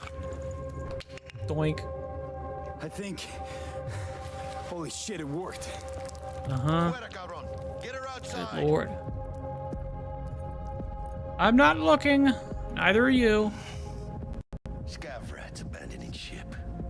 Uh-huh. Seen trauma. Decided to cut their losses. Yup. Not seeing anything. There's nothing there. Get her out. Terrace. Okay. And the funny thing is, they're actually going to tell you to, like, go back inside. I've spent, like, 5 minutes in here before. Stand clear. Initiating security protocol. Follow all instructions. Mm-hmm. Cool, we're good. Patient on the ground. Okay. Doink. Set her down. Okie dokie. Ooh, got some jiggle physics. There we go. I'm way back. Not even looking. Scoop. Yeah, we're good. 133 to control. Uh-huh. NC570442 Oh, secure. oh. Stimulants being administered. All right. 7 milligrams dopamine. Pretty good. 110 norepinephrine, 800 for Grenogen. Oh. Alrighty, we good. We done. We finished. Hey, bud. Pretty crazy, huh? Elevator gets us to the garage direct. Okie dokie. Good work. Shit show's over. Shit show is over, eh? My wires now. See you in the near future. Alrighty. Listen, mano. I got this thing. Uh-huh. Mind if I borrow your wheels? Yeah, man, that's cool. Really? Well, With Misty, but I can't take the metro. How's it gonna nah. work for me? Won't leave you hanging, Jack. But don't get used to it. Don't you get used to it, buddy. Saving my ass, V. Thank you. Yeah, buddy. How about I drive you home, huh? Yeah, sounds good. She's all yours. I'm beat as it is. Hell yeah. Oh, almost forgot. Should get Wakako on the hollow. Tell Hell her the yeah, job's buddy. Let's do it. All right. Hold T. And then press F. Mm-hmm. How did it go? Our client is alive and well. Yeah. Relatively speaking. Relatively well. Yeah. Trauma team took her off our hands. She'll recover. That's good. Splendid. Your payment awaits you. Ready to come and grab whenever you like, even right away. Oh. But I guess home is the only place you wish to be now. True. The NCPD has surrounded Watson. Oh, damn. The district is closed. If you're to make it past the cordon, you must move fast. All right. Thanks for the heads up. Swing by to see you later. Cool. Turns out the NCPD's gonna put Watson on lockdown. If I'm gonna sleep in my own bed tonight, we better put it in 5th. Hell yeah. Leave it to me, mano. I'm driving. Uh-huh. I don't know, man. I don't trust you. Where are we going? That's where we're going. Doink! Get in. It's funny how little time you end up spending with Jackie, but how much he is like kind of like a good, you know, you end up bonding with him way faster. It's hilarious.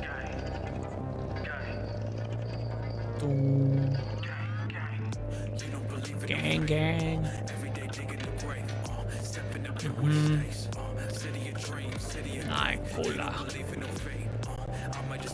Can't stop digging Night City. Yeah, it's pretty cool. City like any other, just bigger.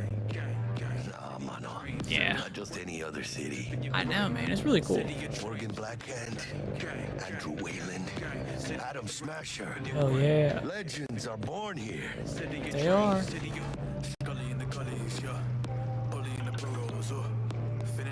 That being said, this is like the only setting in Cyberpunk. Let's grab a tight bite. What do you Shadowrun has like the whole world. They're locking down Watson, remember? Oh shit. You're right. You're right, you're right. Huh? What? Oh snap. Shooting. Oh. Fucking drive, Jackie. My god, the lag. Hands, keep her steady. Woo. Holy crap, the freaking. Wow. The lag. Holy fuck.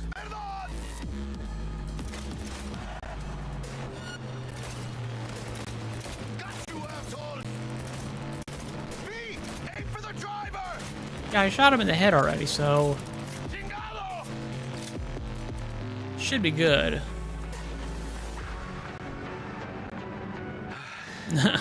Scratched your baby up pretty bad. Pretty bad. Sorry, V. It's okay. Seriously, man. Wait.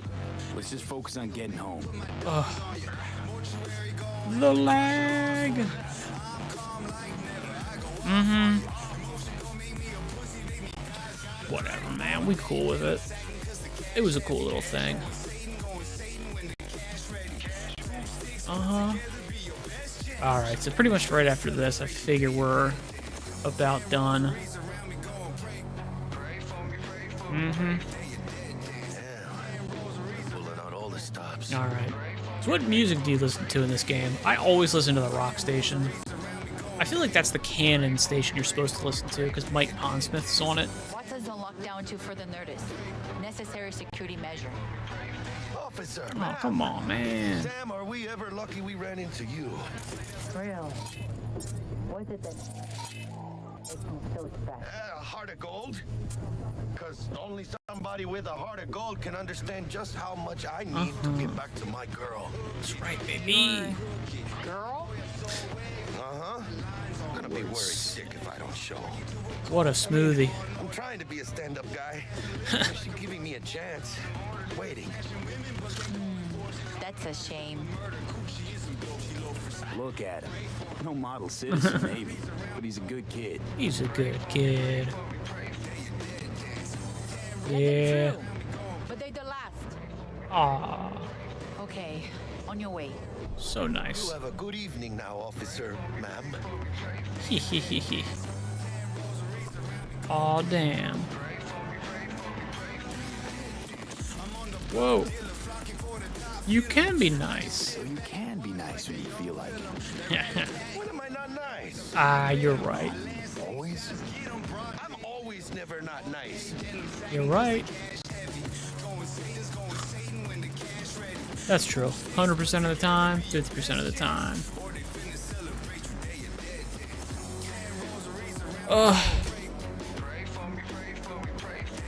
I would not have gone with this.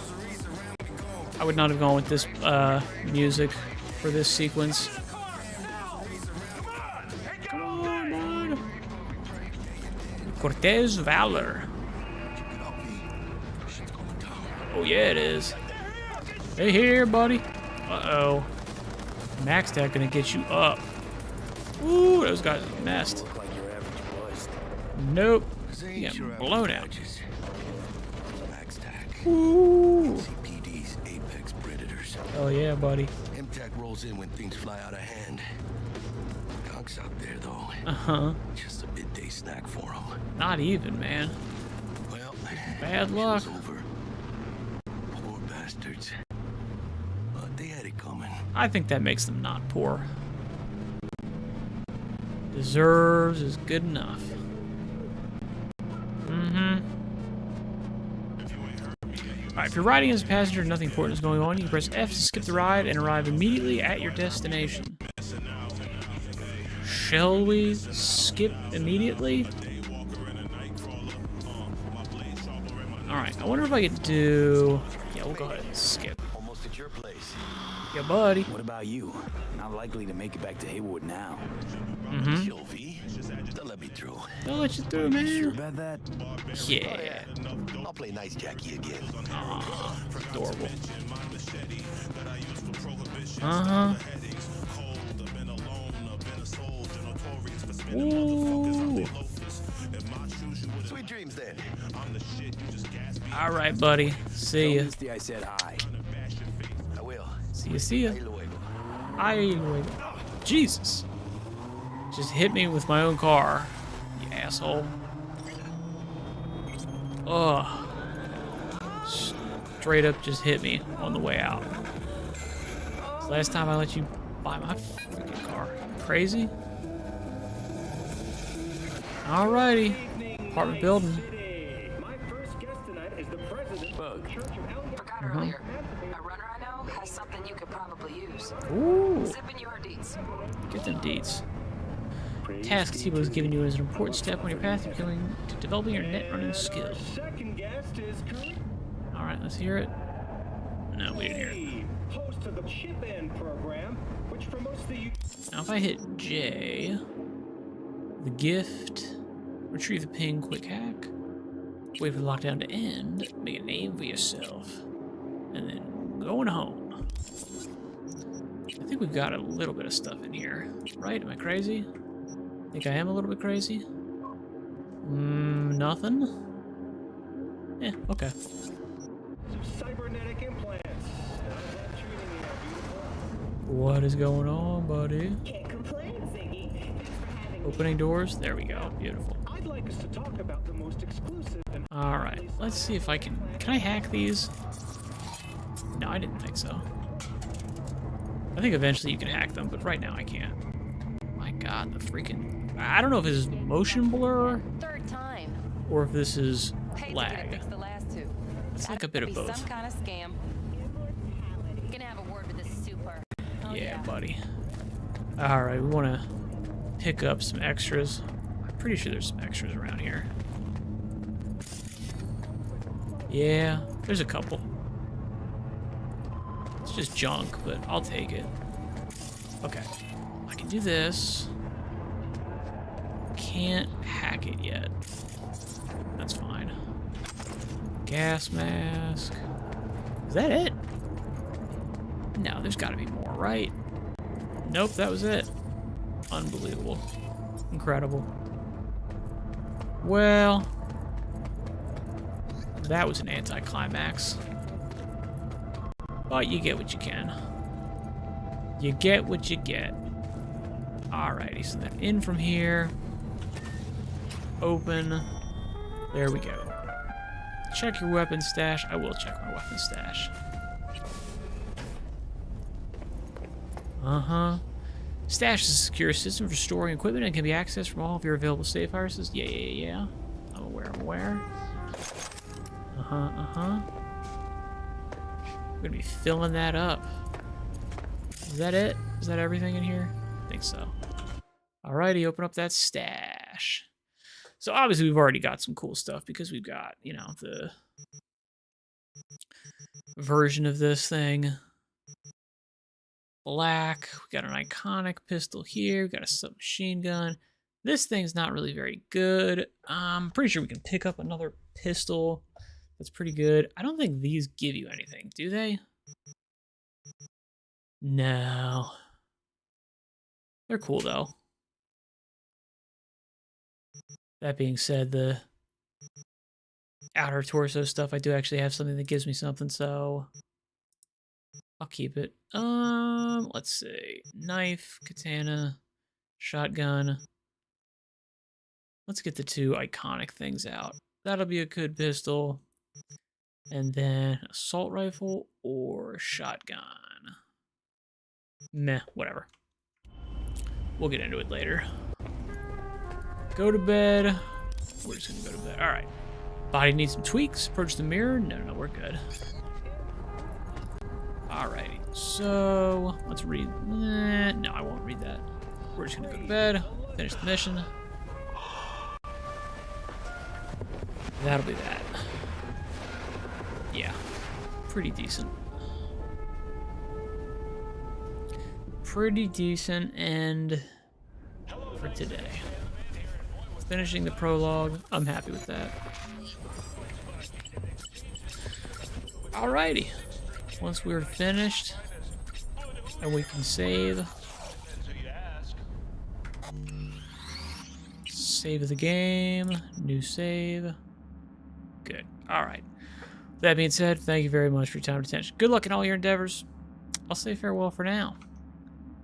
And that is